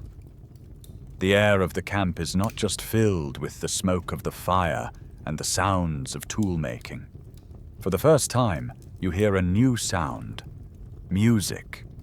This is the quirky tidbit of your ancestors' rich cultural life. In German caves like Hohlefels, archaeologists have found flutes dating back over 40,000 years. They are masterpieces of craftsmanship, carved from the hollow wing bone of a griffon vulture, or painstakingly split, hollowed, and glued back together from a piece of mammoth-ivory. They are precisely carved with finger holes capable of playing complex melodies. This is the oldest undisputed evidence for music in the world. Why did music evolve? This is a deep scholarly debate. What evolutionary advantage could it possibly provide? One theory is that music is a tool for social bonding. Rhythmic sound, clapping, chanting, drumming, and dancing, is incredibly powerful at synchronizing the emotions of a group, creating a profound sense of unity and shared purpose. This cohesion is vital for a species that relies on large-scale cooperation. Another theory suggests it may be a product of sexual selection. Like the complex song of a bird, human musical ability could have evolved as an elaborate mating display. An individual who could sing well or play a complex melody on a flute was demonstrating their intelligence, creativity, fine motor control, and fitness to potential partners. Or perhaps, like the cave paintings, music was primarily for ritual, a way to alter consciousness and communicate with the spirit world. Whatever its ultimate origin, the arrival of jewelry and music signals the presence of a fully modern human soul. You now have a mind that is concerned not just with the practicalities of survival, but with beauty, with identity, and with creating a shared culture that gives life meaning. You are not just decorating your world, you are filling it with a sense of who you are. Your ancestors now possess a mind capable of creating art, music, and a complex social identity. This new symbolic way of thinking will now be applied to the greatest mystery of all: death. For millions of years, death was a simple biological event. An individual stopped breathing, and the group moved on.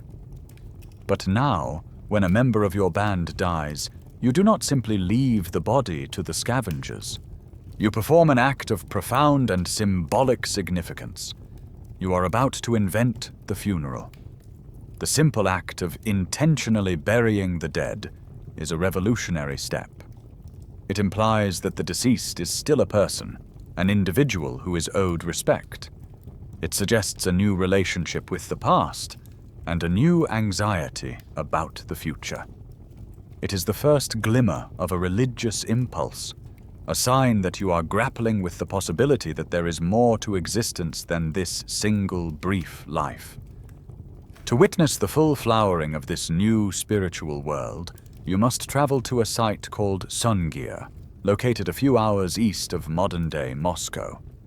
Here, under the frozen ground of the Russian plain, archaeologists in the 1960s uncovered a series of burials dating back 34,000 years that are among the most spectacular ever found. This is the mainstream fact that illuminates the minds of your Ice Age ancestors. In one grave, you see an older man. He has been laid carefully to rest, his body dusted with a thick layer of symbolic red ochre and adorned with several hundred beads painstakingly carved from mammoth-ivory. But it is the second grave that takes your breath away. Here, two children, a boy of about 12 and a girl of about 9, have been buried head to head. They are surrounded by an astonishing collection of grave goods. Between them, they are adorned with more than 10,000 perfectly matched, polished ivory beads. Lying beside them are full-sized spears carved from straightened mammoth tusks, intricate carvings of animals, and hundreds of perforated Arctic fox teeth. The scientific evidence here is not in the bones themselves, but in the staggering amount of labor these objects represent. Archaeologists have estimated that each individual ivory bead would have taken at least an hour to carve and polish with stone tools. This means that the beads in this single grave represent over 10,000 hours of skilled labor. This is not something a family could do in a weekend. This was a massive, community-wide effort. The implications are profound. First, the inclusion of weapons and ornaments strongly suggests a belief in an afterlife.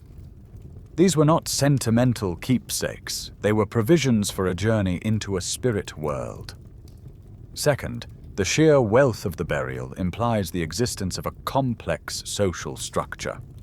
These were not the simple egalitarian bands of old. The fact that children were afforded such an elaborate funeral suggests that social status was no longer something you had to earn through your own deeds. It could be inherited. You could be born a prince or a princess, even in the Ice Age. What did these people believe?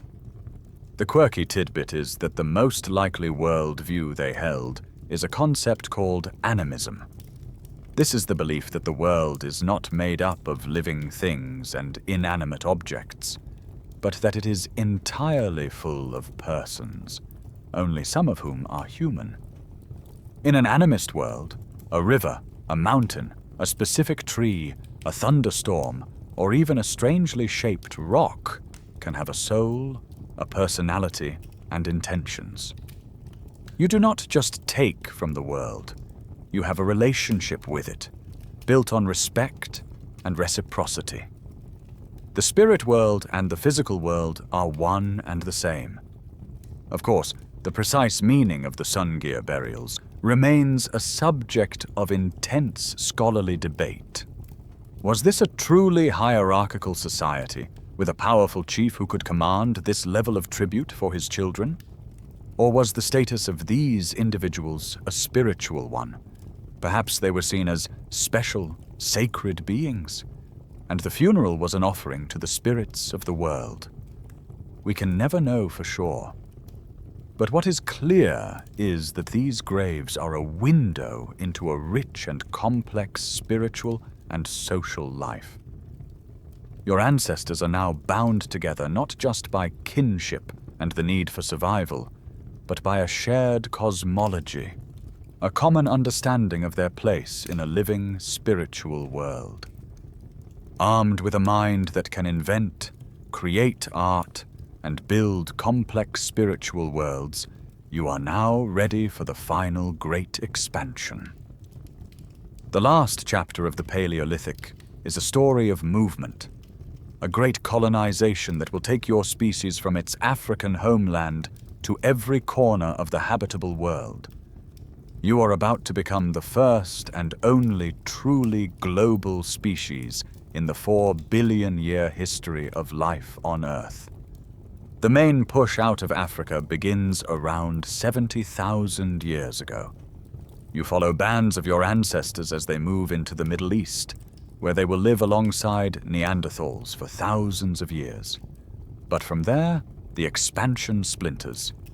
Some groups turn west into Europe, others turn east, beginning a remarkable journey along the coast of southern Asia. They are moving relatively quickly, following the rich marine resources of the coast.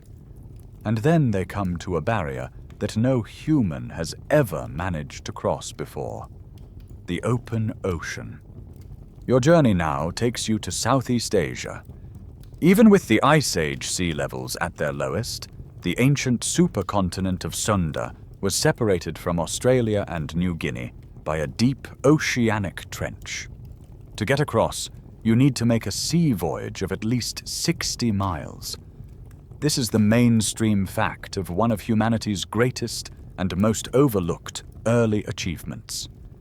Around 65,000 years ago, your ancestors built seaworthy craft, likely rafts made of bamboo, and navigated across the open water, becoming the first humans to reach Australia. They arrived in a strange new world, a land of giant kangaroos, marsupial lions, and wombats the size of a rhinoceros, a megafauna that had never seen a human predator before. While some of your ancestors were becoming the world's first mariners, others were pushing into the opposite extreme. You travel north, into the vast, frozen expanse of Ice Age Siberia. This is arguably the harshest environment on the planet, a place where winter temperatures can drop to 50 degrees below zero. Surviving here requires a new level of technological genius. You see people using fine bone needles to sew together intricately tailored clothing of animal hides and fur, creating the world's first parkas and trousers. The quirky tidbit of their ingenuity is their houses.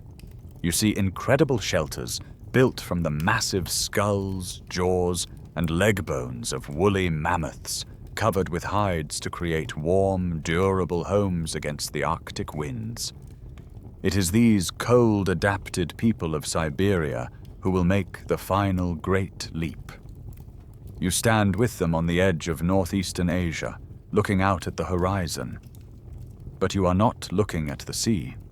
You are looking at a vast, dry, and treeless subcontinent that connects Asia to Alaska, the land bridge of Beringia. Around 20,000 years ago, your ancestors walk into the New World. The scientific evidence for this comes from two main sources: the genetics of modern Native Americans, which clearly trace their ancestry back to these Siberian populations, and archaeological sites. For a long time, it was thought the first Americans were the Clovis people around 13,000 years ago. But sites like Monteverde in Chile have pushed the date of arrival back to 15,000 years ago, or even earlier. Once your ancestors made it past the massive ice sheets that covered Canada, their spread through the Americas was breathtakingly fast.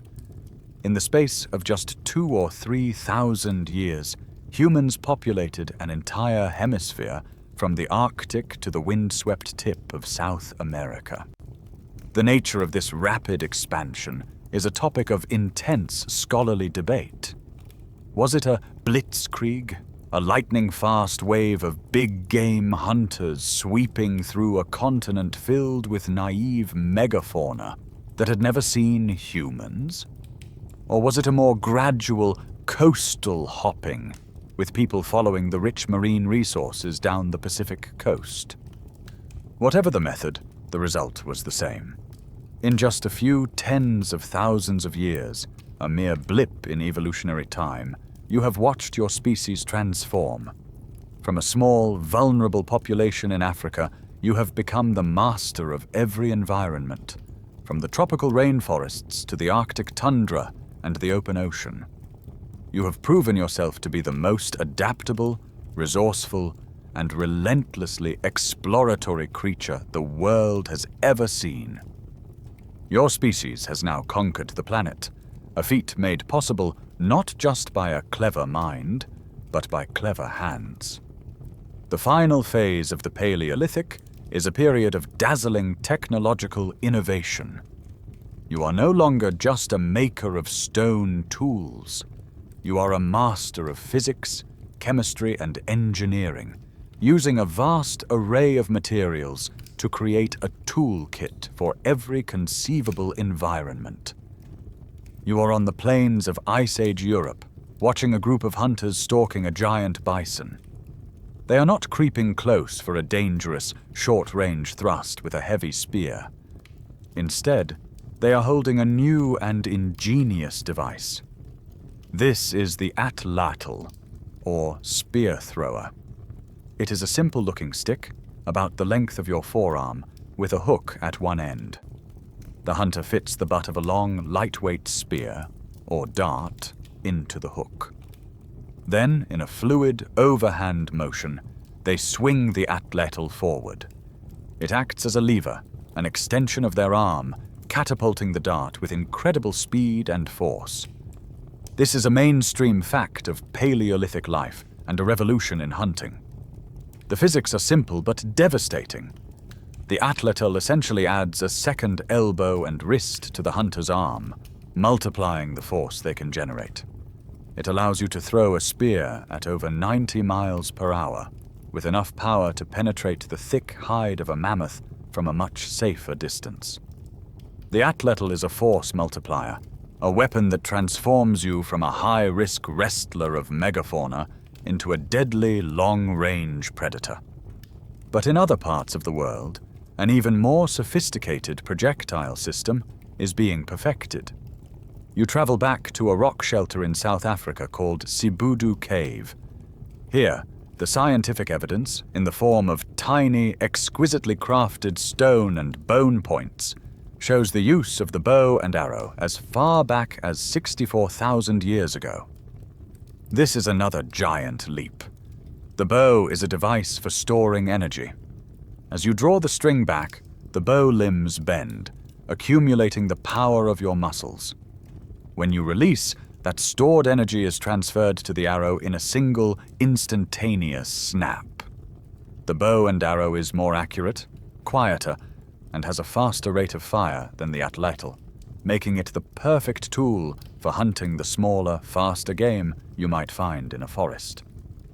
But perhaps the most profound technological shift is a quieter, less dramatic one. You are witnessing the fiber revolution. For millions of years, your technology was one of hard things: stone, bone, and wood. Now you are becoming masters of soft things: plant fibers, animal sinew, and hair. You see people using bone awls and needles with tiny drilled eyes to sew fitted waterproof clothing from animal hides. You see the imprint of woven baskets on clay floors, used for gathering seeds and berries. You see the remnants of fine nets, used to catch fish, rabbits, or birds in huge numbers. The quirky tidbit that hints at this lost world of fiber is a famous statuette called the Venus of Lascaux, carved from mammoth-ivory 25,000 years ago. Below the figure's exaggerated hips is a clear depiction of a skirt made of twisted hanging cords. It is one of the only direct pieces of evidence for the art of weaving in the Ice Age. This mastery of fiber, though nearly invisible to archaeologists, was as important as any stone tool. This technological explosion creates a stunning diversity of lifestyles, and the nature of this cultural transmission is a topic of ongoing scholarly debate. How were these complex, multi-step skills, like making a bow or weaving a net, taught and passed down so successfully through generations? You see a Siberian mammoth hunter, clad in layered furs, carrying a heavy spear. His toolkit is entirely different from that of an Australian fisherman, who carries a net bag, a multi-pronged fishing spear, and knows how to build a canoe. Your species no longer has a single toolkit. You have 1,000. You have a flexible, adaptive mind that can analyze a problem and invent the specific tool needed to solve it. You are not just a user of technology. You are a true technologist, a creative engineer. This ability to invent, adapt, and perfect the right tools for any job is the final piece of the puzzle that explains your complete and total conquest of the planet. Your toolkit of finely crafted spears, nets, and needles is impressive, but it is only the hardware.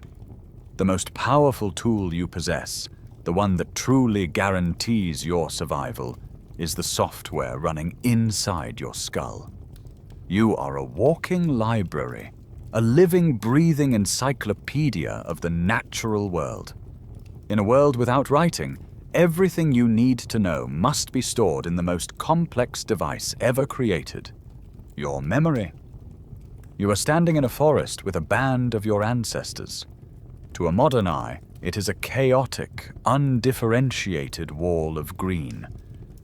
But to you, it is a larder, a pharmacy, and a hardware store. This is the mainstream fact of hunter-gatherer life.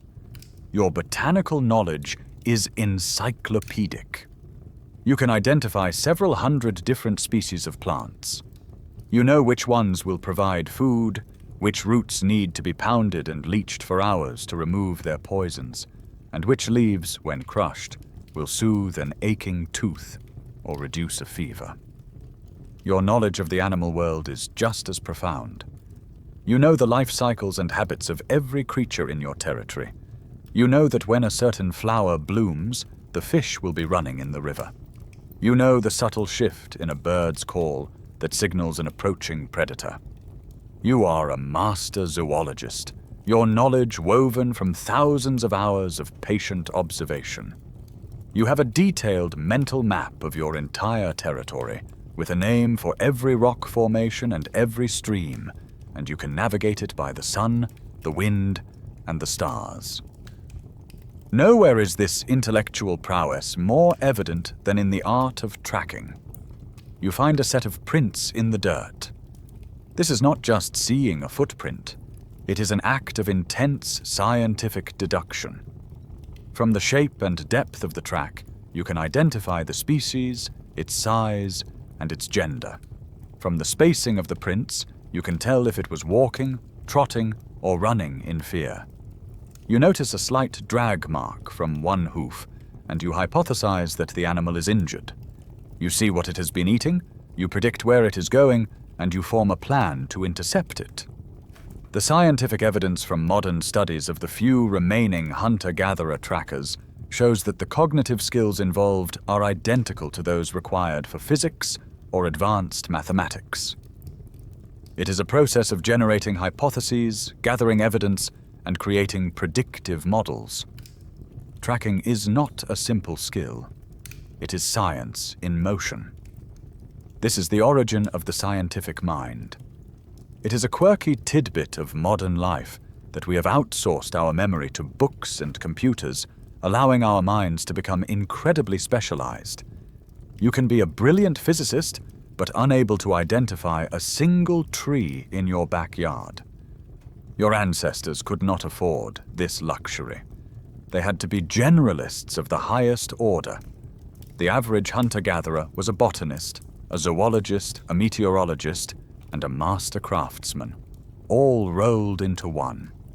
It is for this reason that some scientists believe the average brain size of your hunter-gatherer ancestors may have been slightly larger than yours today. They simply had more to remember. So how was this vast library of information passed down without being corrupted? This is a fascinating scholarly debate. The primary method was through oral tradition, especially storytelling. The myths and legends you tell around the campfire are not just entertainment. They are complex mnemonic devices, data storage systems for the pre-literate mind. A story about an ancestor's journey might be a coded map of your territory, with key locations linked to specific resources. A myth about the creation of the animals might contain crucial information about their behavior. Your mind, honed over millennia, is a tool of immense power and capacity. You are the original scientist, your survival dependent not on faith or guesswork, but on a deep, empirical, and evidence-based understanding of the world around you. This intellectual toolkit, this walking library of ecological knowledge, is the true masterpiece of the Paleolithic human. You are now a master of your environment, equipped with a sophisticated toolkit of technology and an encyclopedic mental library of ecological knowledge. But what kind of life did this mastery provide? For centuries, the popular imagination, shaped by the philosopher Thomas Hobbes, has pictured your life as nasty, brutish, and short, a constant, desperate struggle on the edge of starvation. But was it really like that? You are about to encounter a revolutionary idea, a concept that turns the traditional view of progress on its head. This is the great scholarly debate around the original affluent society. The The theory, first proposed by anthropologist Marshall Sahlins, argues that you are affluent not because you have so much, but because you want so little. Your needs are simple and finite: food, water, shelter, companionship. And your rich environment, combined with your rich knowledge, allows you to satisfy them with surprising ease. Studies of modern hunter-gatherer groups, like the Juhuansi of the Kalahari Desert, provided the first clues. Anthropologists who lived with them in the 1960s were shocked to find that they did not spend their days in a desperate, back-breaking search for food. On average, they dedicated only about 15 to 20 hours per week to the tasks of hunting and gathering. The rest of the time was theirs to do with as they pleased: gossiping, napping, visiting other camps, telling stories, playing with their children. Your life is not a constant struggle. It is a life that contains a remarkable amount of leisure. The scientific evidence from your own fossilized skeleton supports the idea of a healthy life. Your bones are strong and robust, evidence of a physically active lifestyle. Crucially, they show almost no signs of the chronic, non-communicable diseases that plague the modern world. Heart disease, diabetes, and cancer are largely unknown. Your diet is incredibly varied and nutritious, the original paleo diet, consisting of lean game, fish, and a wide spectrum of wild fruits, tubers, nuts, and greens. With no refined sugars or processed grains, your teeth are remarkably free of cavities. But this picture of a leisurely and healthy life must be balanced with the harsh realities of a world without modern medicine or safety nets. This is the mainstream fact of Paleolithic demography. Life was profoundly insecure. The greatest danger was in early childhood. Without vaccines or antibiotics, a simple infection could be fatal. Estimates suggest that perhaps a third of all children died before reaching the age of 15. And life was violent. A fall from a tree, a hunting accident that results in a broken leg, or a hostile encounter with a neighboring band could all be a death sentence. Skeletal remains from this period show that a significant percentage of people, especially men, died from traumatic injuries. While you might be free from chronic disease, you were under the constant threat of acute, violent death. Your average life expectancy at birth may have been only around 30 years, skewed heavily by the staggering rate of infant and child mortality. If you survived the gauntlet of childhood and early adulthood, you had a good chance of living to be 60 or 70, but many did not. This leads to a quirky tidbit about a different kind of wealth. Your affluence may have been psychological. You live your entire life surrounded by a close-knit community of family and friends. You have a deep spiritual connection to the land you inhabit. You are free from the modern stresses of a 9-to-5 job, a mortgage, or the anxieties of social media. Your life has a clear and immediate purpose. In the end, your life is a paradox. It is a life of material simplicity, but intellectual richness. It is a life of physical health, but constant mortal danger.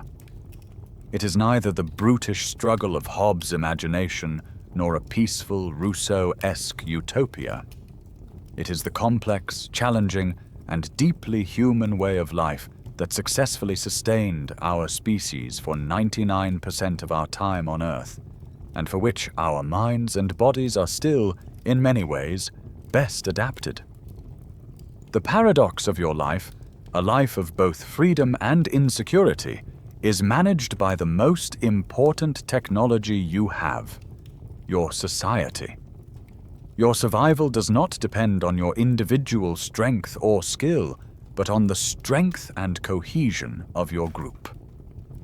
The social fabric of the Paleolithic is a finely woven net of customs and obligations, perfected over hundreds of thousands of years to ensure the group thrives. You live your life within a band, the fundamental social unit of the Paleolithic world. This is a small, intimate group, typically numbering between 20 and 50 people. Everyone knows everyone else, and most people are your close relatives, your parents, your siblings, your cousins. This is the mainstream fact of your social world. Your band is nomadic, moving seasonally through a large, familiar territory, following the migrations of game and the ripening of plants. Your home is not a single place, but a network of campsites, caves, and resource patches that make up your entire world. The political structure of this world is one that is almost alien to the modern mind. It is a society of equals. But this is not a passive, gentle equality. It is an active, aggressive, and constantly enforced equality that anthropologists call fierce egalitarianism. Your society has a deep-seated distrust of authority, arrogance, and power. There are no chiefs, no leaders, and no one is allowed to give orders to anyone else. Your society has a powerful set of social tools to enforce this equality. If someone starts to become too boastful or tries to accumulate more than their share, the first line of defense is gossip and ridicule. They become the butt of jokes around the campfire. If that doesn't work, they may be ostracized. Ignored by the group for a period of time, a deeply painful psychological punishment. The quirky tidbit that perfectly illustrates this ethos is a practice known as insulting the meat. When a hunter brings a large animal back to camp, he is expected to be incredibly modest, saying something like, "It is just a small, worthless thing." In turn, the rest of the band is expected to complain about the kill, saying it's bony and tough. This ritualized humility ensures that a successful hunter's ego never gets too big. The economy of your society is built on a single core principle: sharing. Food, especially a large kill, is not the property of the hunter. It belongs to the band. This system of reciprocal altruism is your ultimate insurance policy. The scientific evidence from game theory shows that in a high-risk, high-reward environment like hunting, sharing is the most logical survival strategy. The hunter who shares his kill today knows that next week, when his own luck fails, someone else will share with him. Sharing smooths out the unpredictable booms and busts of a foraging lifestyle, ensuring that everyone eats most of the time. How do you maintain order and resolve conflicts without laws, police, or prisons? This is a subject of ongoing scholarly debate. Your world is not lawless. It is governed by a complex set of unwritten customs and taboos. If a dispute breaks out, it is usually resolved in public. People will argue it out in front of the entire band, with elders perhaps acting as mediators. The ultimate goal is to restore social harmony, not to assign guilt. The fear of being shamed or ostracized is usually enough to keep most people in line. The final thread holding this social fabric together is storytelling. The myths and legends you share around the fire each night are the glue of your society. They are not just entertainment. They are your legal code, your history book, and your moral compass, all in one. The stories of clever ancestors and foolish spirits reinforce the social norms, teaching children the importance of sharing, the dangers of arrogance, and their obligations to the group. This social technology, this commitment to equality and cooperation, is the true secret to your species' success. Your finely tuned society, with its fierce egalitarianism and culture of sharing, has allowed you to thrive. But the world itself is about to throw its greatest challenge at you. The restless, oscillating climate of the Pleistocene is plunging into its deepest and most severe cold spell in over 100,000 years. You are entering the last glacial maximum. The time is around 22,000 BC. This is the absolute peak of the last ice age, the mainstream fact of a world in a deep freeze. The great continental ice sheets in the northern hemisphere grow and surge outwards, reaching their maximum extent. The Laurentide ice sheet covers all of modern-day Canada and scrapes its way down to what is now New York City. Northern Europe is buried under a cap of ice 2 miles thick. With so much water locked up on land, sea levels plummet to 400 feet below their present-day levels, exposing vast new coastal plains. The world becomes incredibly dry and windy. Great dust storms rage across the continents, depositing thick layers of wind-blown silt called loess. The life-giving forests retreat, replaced by polar deserts and a sparse, unforgiving tundra. For the human populations of the world, this is a catastrophe. The lands that once supported you are now barren or buried under ice. Your only hope for survival is to retreat. You and the scattered remnants of humanity pull back into glacial refugia, isolated pockets of the world where the climate remains just mild enough to support life. These are the lifeboats of the Ice Age. In Europe, this means the sun-drenched valleys of southern France and Spain, and parts of Italy. The scientific evidence for this comes from genetics and archaeology. The distribution of ancient artifacts shows human populations becoming concentrated in these specific regions, while vast areas of the continent become empty. Studies of ancient DNA show that the European population went through a severe genetic bottleneck during this period, with many lineages disappearing entirely. You are huddled together in these refuges, isolated from other groups, waiting for the great cold to end. During this time of immense stress, you become an even more specialized and formidable hunter. My quirky tidbit for this era is the incredible mammoth steppe culture that flourished in Eastern Europe. Here, your entire existence revolves around the woolly mammoth. You hunt them for their meat, but you also use their fat, rich bones as fuel for your fires in a world with few trees. You use their massive ivory tusks to carve tools, personal ornaments, and the famous Venus figurines. You even use their skulls, jaws, and leg bones as the architectural framework for your winter homes. You have adapted to this extreme world by focusing your culture on its most magnificent and challenging resource. As the last glacial maximum ends and the world begins to warm, a great dying occurs. Across the globe, the giant animals, the megafauna, vanish forever.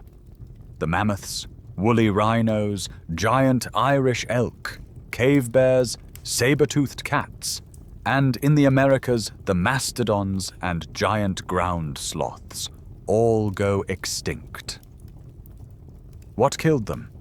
This is one of the greatest murder mysteries of prehistory and a heated scholarly debate. One camp blames the climate. The rapid warming at the end of the Ice Age caused the habitats these cold-adapted giants relied upon to disappear faster than they could adapt. The other camp blames us. This is the Pleistocene overkill hypothesis, which argues that you, the supremely intelligent and technologically advanced human hunter, were a new and devastatingly effective super-predator, wiping out species that had no time to evolve a fear of you. Today, most scientists believe it was a deadly combination of both. Climate change weakened the megafauna populations, and your hunting pressure delivered the final fatal blow. The last glacial maximum was the ultimate filter, the final exam of the Paleolithic.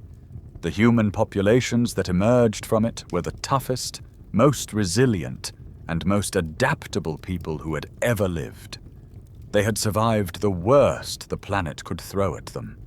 But the world they were emerging into was one they would no longer recognize. The ice was about to retreat, and the world you knew was about to melt away forever. The world that was forged in the crucible of the last glacial maximum is about to shatter. The great climatic pendulum is swinging back with breathtaking speed. Around 12,000 BC, the planet begins to warm up dramatically. The Ice Age is ending. You are about to witness the most radical and rapid environmental transformation since the deep freeze began. This is the Great Thaw. The immense continental glaciers that have held the world in their grip for 100,000 years begin to melt. At first, it is a trickle, but soon it becomes a torrent. You witness colossal waterfalls cascading off the edges of the ice sheets and vast temporary lakes forming at their feet. All of this meltwater pours into the oceans, and sea levels rise with startling speed, sometimes by as much as 10 centimeters a year. The coastal plains where you once hunted are drowned.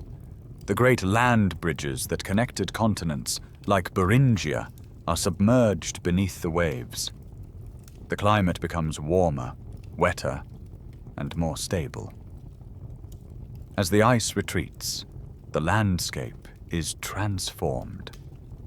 The cold, dry mammoth steppe, that vast grassland that supported the great herds of megafauna, disappears forever. In its place, thick, dense forests of birch, pine, and eventually oak expand across the continents. For you, a hunter who had specialized in the pursuit of giant, herd-dwelling animals of the open plains, this is a profound crisis.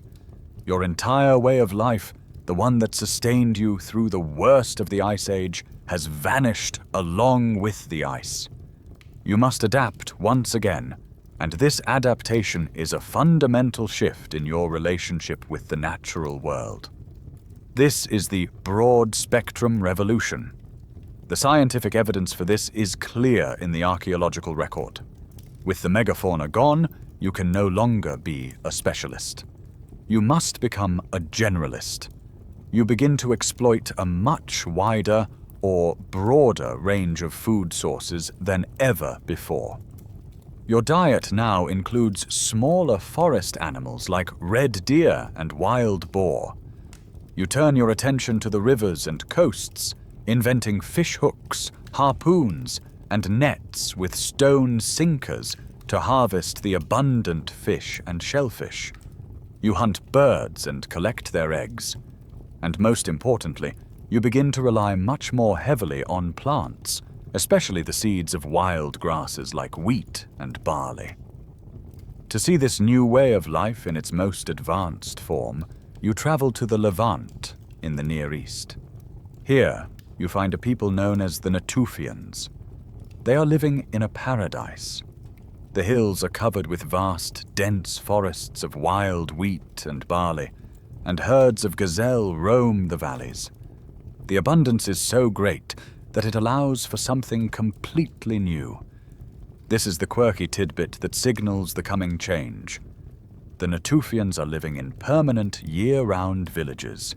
They build sturdy, semi-subterranean houses out of stone. They have storage pits for their surplus of wild grain. They are hunter-gatherers, but they are no longer nomadic. They are the first people in history to settle down. This new, sedentary lifestyle is the immediate prelude to the greatest revolution in human history, and its origins are a source of scholarly debate. Did the Natufians settle down because life was so easy, and the wild foods so plentiful that they simply didn't need to move? Or was it a choice that trapped them? By becoming sedentary and relying on the wild grain harvests, their population grew. Then, When a sudden cold snap known as the Younger Dryas caused the climate to become drier and the wild grains to retreat, they were faced with a choice: abandon their villages and return to a nomadic life, or find a way to make the grains grow more reliably. They are standing on a knife's edge. The old Paleolithic world of the wandering hunter is gone. A new world of villages and harvests is beginning. By settling down and becoming experts in the life cycle of these wild grasses, they are unwittingly setting the stage for the next great leap. A leap that will take them from simply gathering plants to actively controlling their growth, and in doing so, change the course of human destiny forever. You are standing with the Natufians at the dawn of a new world, a world of permanent villages and a growing reliance on the wild grains that carpet the hills around you. But a sudden climate shift, a cold, dry spell called the Younger Dryas, withers the wild stands of wheat and barley. You are faced with a crisis. Your population has grown, and you can no longer simply move on to greener pastures. You have to find a way to get more food out of the land you have. The solution you stumble upon will be the single most consequential transformation in the human story. You are about to become a farmer. The first and most important thing to understand is that agriculture was not an invention. This is the mainstream fact that shatters the old myth of a single brilliant Stone Age genius who suddenly had the idea to plant a seed. It was instead a slow, gradual, and probably accidental process that unfolded over thousands of years.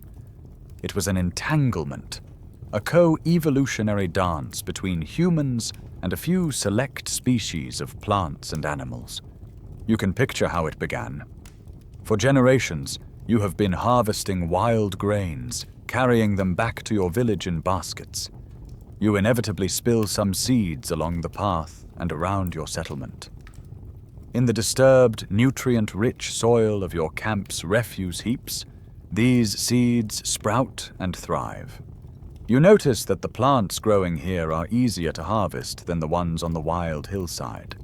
So you begin to help them along. You clear away the weeds.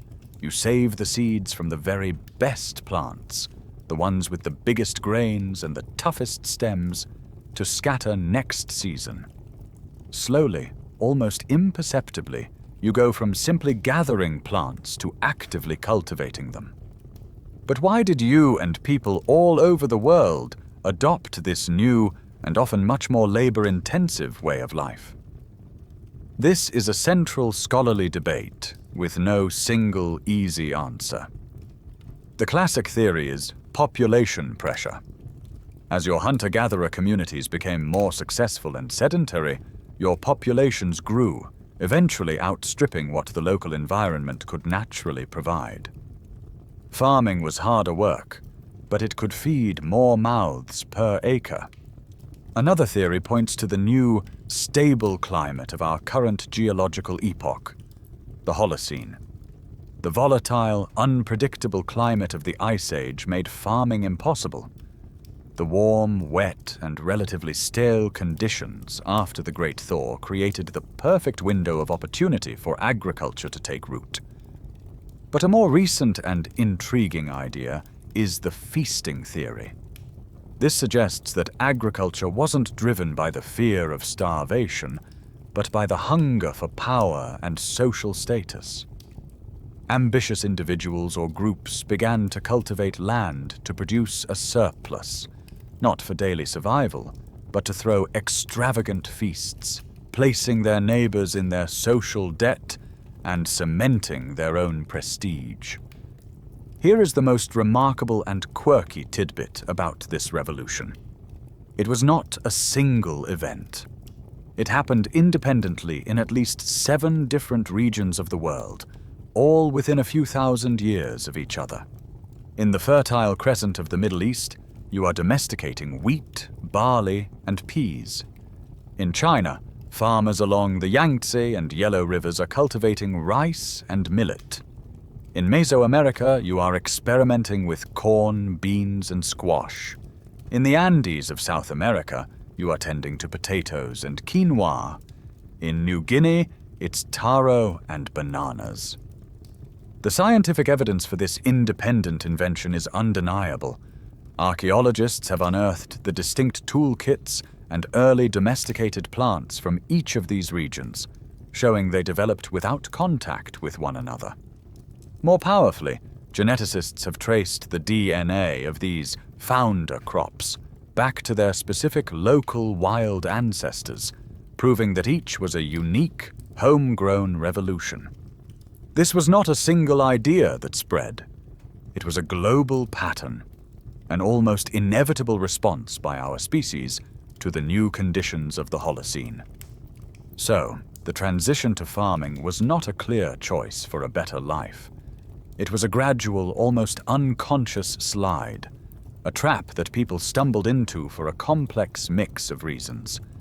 It was a series of small, logical decisions that, over centuries, locked your species into a demanding and radically new relationship with the Earth.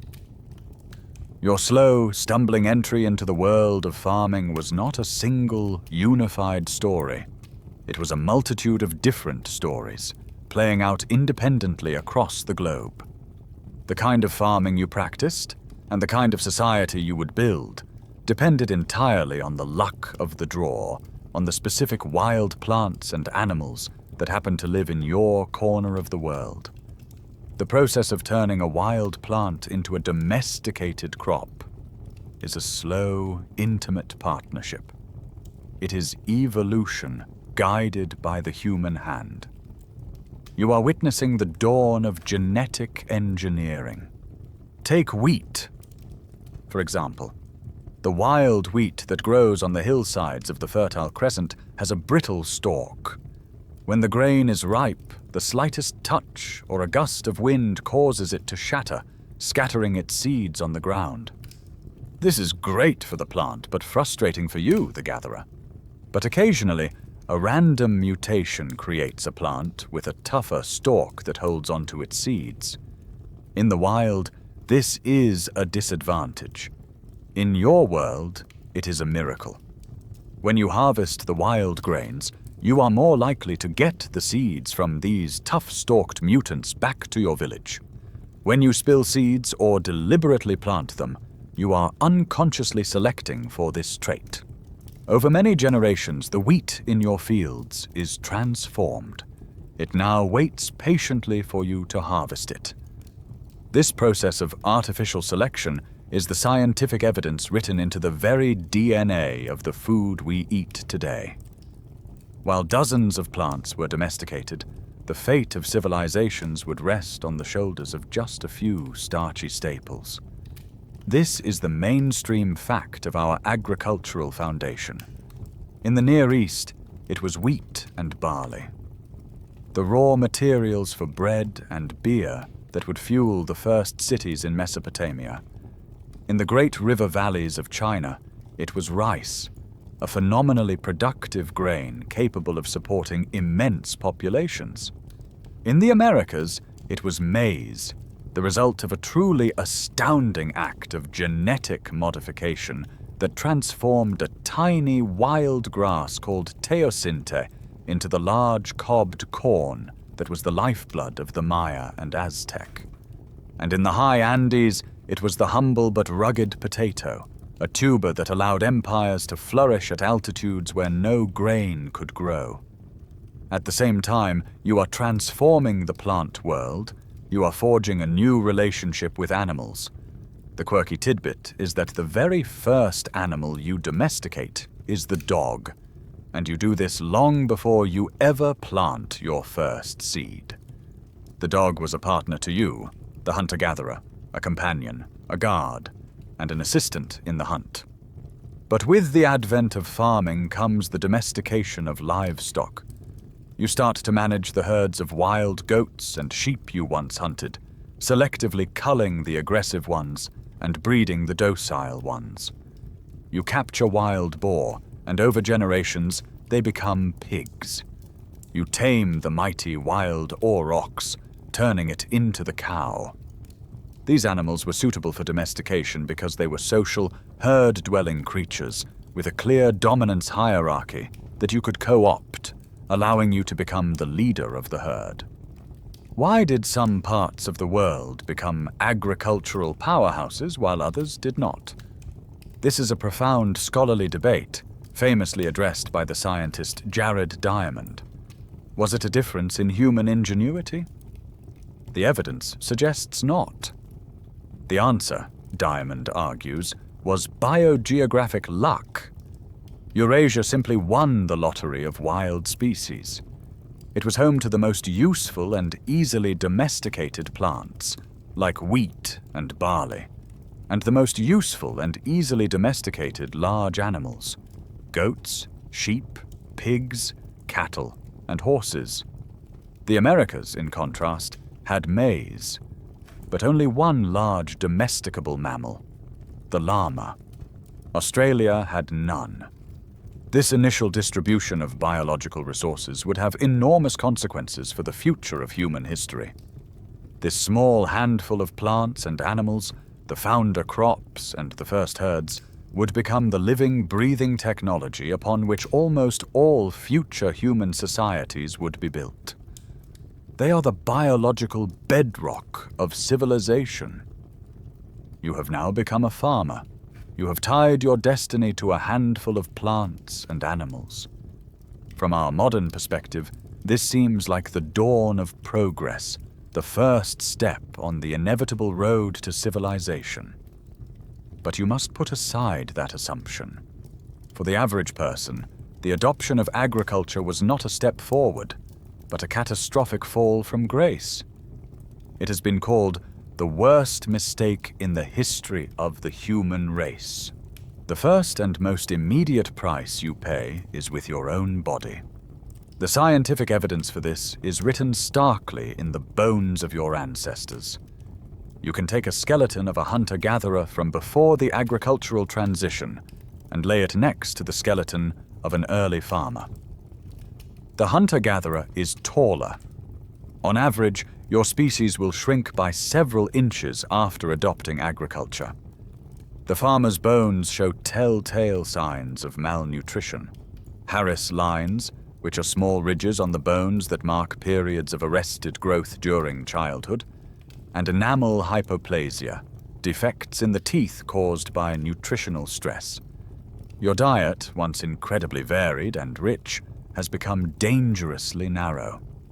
Instead of the dozens of different plants and animals you once ate, you now get the vast majority of your calories from a single starchy staple crop, like wheat or rice. This leads to rampant vitamin and mineral deficiencies, and the skeletal record shows a sharp increase in conditions like iron deficiency anemia. And your teeth are rotting. The new diet, high in carbohydrates and soft, sticky foods, is a disaster for oral health, leading to an explosion of cavities, abscesses, and tooth loss. Your new way of life also unleashes a new terror upon humanity, the epidemic. This is the mainstream fact of the new Neolithic world. By living in close, daily contact with your domesticated animals, sleeping in the same shelters, breathing the same air, you create a perfect bridge for their diseases to jump into the human population. Smallpox, measles, and tuberculosis all appear to have originated in cattle. Influenza came from our pigs and ducks. These new crowd diseases are then able to spread like wildfire through your new, densely packed, sedentary villages, a feat that was impossible among small, mobile hunter-gatherer bands. The social world has been turned upside down. The fierce egalitarianism of the hunter-gatherer band is dead. The reason is simple. For the first time, you have significant personal property. You have a field that you have cleared and planted. You have a storehouse filled with a surplus of grain. You have a herd of cattle. This is wealth, and it is not distributed equally. Some families, through a combination of luck and hard work, accumulate more than others. They can use this surplus to indebt their neighbors and gain power. The world is now divided into the haves and the have-nots. Social hierarchy is born. And the final, cruel irony, the quirky tidbit of this new life, is that it is simply so much more work. The 15 to 20-hour work week of the original affluent society is a distant memory. You now engage in the back-breaking, repetitive toil of clearing fields, digging irrigation ditches, planting seeds, pulling weeds, and harvesting your crops, all under the constant anxiety of a potential drought or blight that could wipe out your entire year's effort. So why did you do it? This remains a deep, scholarly debate. Did you understand the bargain you were making? Or was agriculture a trap? Each individual step seemed logical. Planting a small garden to supplement your foraging makes sense. Building a slightly more permanent home makes sense. But over generations, these small decisions locked your descendants into a life they could not escape. Your population grew, supported by the new productive farming methods. Soon, there were too many people to ever go back to the old way of life. The agricultural revolution was a Faustian bargain. It gave our species the ability to produce vast quantities of calories, which would eventually fuel the rise of cities and empires. But the price for the individual was, for a very long time, a life that was shorter, sicker, and more laborious than the one your wandering ancestors had enjoyed. The Faustian bargain has been struck. You have traded the freedom of the hunt for the security of the harvest. This new life, tethered to your fields of grain and your herds of livestock, demands a new kind of home. The small temporary camps of your ancestors are replaced by something larger, more permanent, and infinitely more complex. You have invented the village. To see what this new world looks like, you travel to the plains of Anatolia in modern-day Turkey, to a place called Çatalhöyük. You are standing on the edge of a massive, sprawling settlement that was inhabited for over 1,000 years, starting around 7,500 BC. This is not just a village. It is a Neolithic proto-city, home to several thousand people. This is the mainstream fact of a new, settled world. As you approach, you see something extraordinary. There are no streets, no alleys, no doors, and no ground floor windows. The village is a single, massive honeycomb of rectangular mud brick houses, all built right up against each other. The only way in or out of a house is through a hole in the roof, which you access by a wooden ladder. This bizarre architecture serves a brilliant purpose. The continuous, unbroken outer wall of the village makes it a formidable, easily defended fortress against outsiders who might want to steal your precious stores of grain. You climb a ladder and descend into the cool, dark interior of a home. The inside is surprisingly sophisticated. The walls are covered with a smooth layer of white plaster, often decorated with paintings of animals, geometric patterns, and hunting scenes. There are raised platforms for sitting and sleeping, a hearth for warmth, and an oven for baking bread. The house is the center of all economic and social life, and it is also the center of spiritual life. Here is the quirky tidbit of life in Çatalhöyük. You bury your dead not in a separate cemetery, but directly under the floor of your house. The deceased members of your family are often laid to rest beneath the sleeping platforms. You literally live your life on top of your ancestors. They are not gone. They are simply in a different phase of existence, remaining a constant physical presence in the daily life of the household. This new permanence creates a new set of problems and a radical new concept. The scientific evidence for this is found in every house. large clay-lined bins for the storage of grain. This is the physical manifestation of surplus, the ability to produce more food than you immediately need to consume. This surplus is your buffer against a bad harvest, the key to your survival. But it is also a source of temptation. Your surplus is wealth, and wealth can be stolen. This is the birth of the concept of property. The field you cleared and planted is your field. The grain in your storage bin is your grain. The tools in your house are your tools. This idea, so fundamental to the modern world, is a radical departure from the hunter-gatherer ethos of communal sharing. It creates the potential for a new kind of social tension: inequality. Yet, as archaeologists have excavated Çatalhöyük, they have found something puzzling, which has become a topic of scholarly debate. Despite being a large and complex society, there is no evidence of a centralized authority. There is no king's palace, no high priest's temple, and no grand public buildings.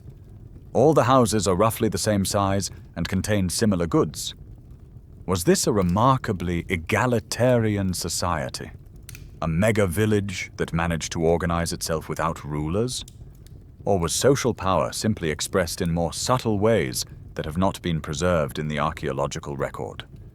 The first villages are a grand experiment in a new way of living. They are a solution to the problem of how to house a growing, sedentary population. But in solving that problem, they have created a host of new ones that will occupy humanity for the next 10,000 years. How to manage property, how to resolve disputes between neighbors, and how to prevent the new forces of wealth and inequality from tearing society apart. Your new life in the village, tethered to your fields and granaries, has created a new and profound sense of anxiety. As a hunter-gatherer, your success depended largely on your own knowledge and skill. As a farmer, your life is now in the hands of forces utterly beyond your control. A single drought, a swarm of locusts, or a flash flood can destroy your entire year's labor and starve your family. This new vulnerability requires a new relationship with the cosmos. Your entire spiritual world is about to be reimagined, the old animist worldview, a world alive with countless local spirits in every rock, river, and tree, begins to fade. That was the religion of a wanderer, a spiritual landscape as mobile and diverse as the hunter's life. Now your concerns are universal and cyclical. Will the sun shine? Will the rains come? Will the earth be fertile? This is the mainstream fact of the religious revolution. You begin to worship a new kind of deity. You shift from animism to theism. Your world is no longer populated by 1,000,000 little spirits, but by a handful of great, powerful gods who control the fundamental forces of nature. A sky father, an earth mother, a sun god, and a god of the storm. Your relationship with these gods is radically different. You did not so much worship the old spirits as you negotiated with them, treating them with respect as you would a powerful neighbor. The new gods, however, are not your neighbors. They are distant, all-powerful, and often capricious rulers. Your role is not to negotiate, but to supplicate. You must plead for their favor, appease their anger, and offer them sacrifices to ensure a good harvest. The scientific evidence for this new relationship is found in the ruins of the first ceremonial centers. You see the emergence of special structures, shrines and temples that are set apart from ordinary houses. And in these sacred spaces, you find the remains of offerings, vast quantities of grain, the ritual slaughter of the best animals from your flock, and sometimes, in times of great crisis, the ultimate sacrifice of a human life. This is a religion of tribute, of paying a tax to the divine powers that hold your fate in their hands. With these new gods and new complex rituals comes the emergence of a new class of people. The quirky tidbit of this new society is that the first professional specialists are not kings or soldiers, but priests. These are the men and women who claim to have a special connection to the great gods. They know the sacred stories, the correct time to plant the crops, and the precise rituals needed to win divine favor. They become the intermediaries between the human and the divine, and this gives them immense power. They can command the community's surplus for religious ceremonies, and their ability to interpret the gods' will makes them the first true political leaders. This is the birth of organized religion. But which came first, the farming or the temple? You travel to a place in southern Turkey called Göbekli Tepe. Here you find a vast, stunning ceremonial complex of massive T-shaped stone pillars, many carved with intricate images of animals. It is the world's first known temple. The shocking part is its age. It was built around 9,500 BC, more than 1,000 years before the invention of farming in the region. The people who built it were hunter-gatherers. This has ignited a profound scholarly debate that flips the old story on its head. We used to think that agriculture created a food surplus, which then allowed people to build temples and support a priestly class. Göbekli Tepe suggests the opposite may be true. Perhaps the massive, coordinated social effort required to build this great temple was the very thing that spurred people to invent farming. They needed a reliable way to feed the hundreds of workers who were quarrying and carving these megaliths. Did the desire to worship together in a grand new way actually kickstart the agricultural revolution? The shift to farming was not just an economic change, it was a revolution of the soul. It created a new pantheon of gods to be feared and placated, and a new class of priests to manage that relationship.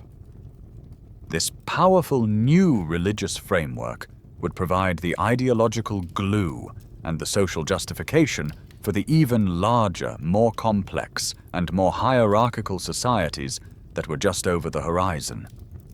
You are now standing at the very end of our long journey, in the final moments of the world before history.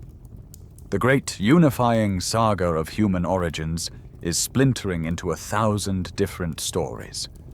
In some parts of the world, people still live as nomadic hunter-gatherers, their lives an echo of the ancient Paleolithic way. But in the great river valleys of Mesopotamia, Egypt, India, and China, the agricultural villages you saw born are now growing larger, richer, and more dangerously competitive. The egalitarian ethos of the first villages is crumbling under the weight of surplus and population. You are witnessing the birth of the chiefdom. This is the mainstream fact of this new political landscape. For the first time, multiple villages are being brought together under the rule of a single, powerful, and hereditary leader. Society is now permanently divided into nobles and commoners. The chief and his family control the surplus food, direct the labor of the people to build massive irrigation works or defensive walls, and lead the armies in a world of escalating warfare. This new social order is powered by a fresh wave of technological innovation. A craftsman sits at a spinning platform, effortlessly shaping wet clay into perfectly symmetrical vessels. This is the potter's wheel, an invention that allows for the mass production of containers needed to store the grain, wine, and oil that are the currency of this new economy. In a nearby furnace, another specialist is performing a kind of magic. They are heating a greenish rock until it weeps a glowing liquid metal. This is the dawn of metallurgy. Copper is the first metal you will master, and it is used to create weapons, tools, and ornaments that are far more durable and deadly than stone, and which become the exclusive property of the new ruling elite. The world is also becoming more connected. Long-distance trade routes are now lacing the continents together. The quirky tidbit that brings this world to life is a man we call Ötzi the Iceman, his body perfectly preserved in a glacier in the Alps for 5,300 years. In his hand, he carries a beautiful and deadly axe, its blade made of pure copper that was mined hundreds of miles to the south. He is a testament to the specialized craftsmanship and the vast networks of exchange that existed at the very end of prehistory. What is pushing these societies toward ever greater complexity? This is a crucial scholarly debate. Is it the need for a managerial elite to organize the complex irrigation systems that the new farming depends on? Or is it the brutal logic of warfare? As villages compete for land and water, the need for military leaders and defensive walls becomes paramount, creating a coercive pressure to centralize power. In the fertile plains of Mesopotamia, these two forces, the need to manage the rivers and the need to fight your neighbors, are creating a feedback loop, pushing your societies to become larger, more organized, and more hierarchical. All the pieces are now on the board. You have a productive agricultural base capable of generating a massive surplus. You have a complex social and political structure led by a chief or a priest king. You have powerful new technologies like metallurgy. The human world has become so complex that the old methods of managing it, memory and oral tradition, are no longer sufficient. You need a new tool to keep track of the surplus grain in the temple storehouses, to record the laws of the new leader, to praise the new gods. You need a tool to make language permanent. You need to invent writing. With the first scratch of a stylus on a wet clay tablet, the immense, silent 9/10 of the human story that is prehistory will finally come to an end, and the loud, chaotic, and brightly lit era of history will begin. And so, our long journey through the deep, quiet ages comes to a gentle close.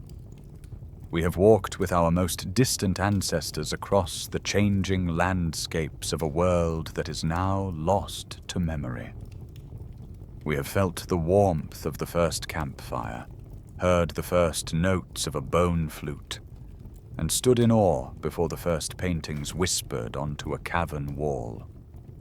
We have seen how the immense, slow pressures of geology and climate shaped our bodies, while the challenges of survival sharpened our minds. The story of what happened before history is the story of a small, clever primate, against all odds, becoming the conscious mind of a planet. It is the long, slow, and often difficult birth of the world you now inhabit. As you drift now into sleep, let these vast timelines settle around you. The concerns of your own day are but a single, final grain of sand on an ancient and immense shore. Rest now. Your own long journey is over for today. The deep past is quiet, and it is holding you as you sleep.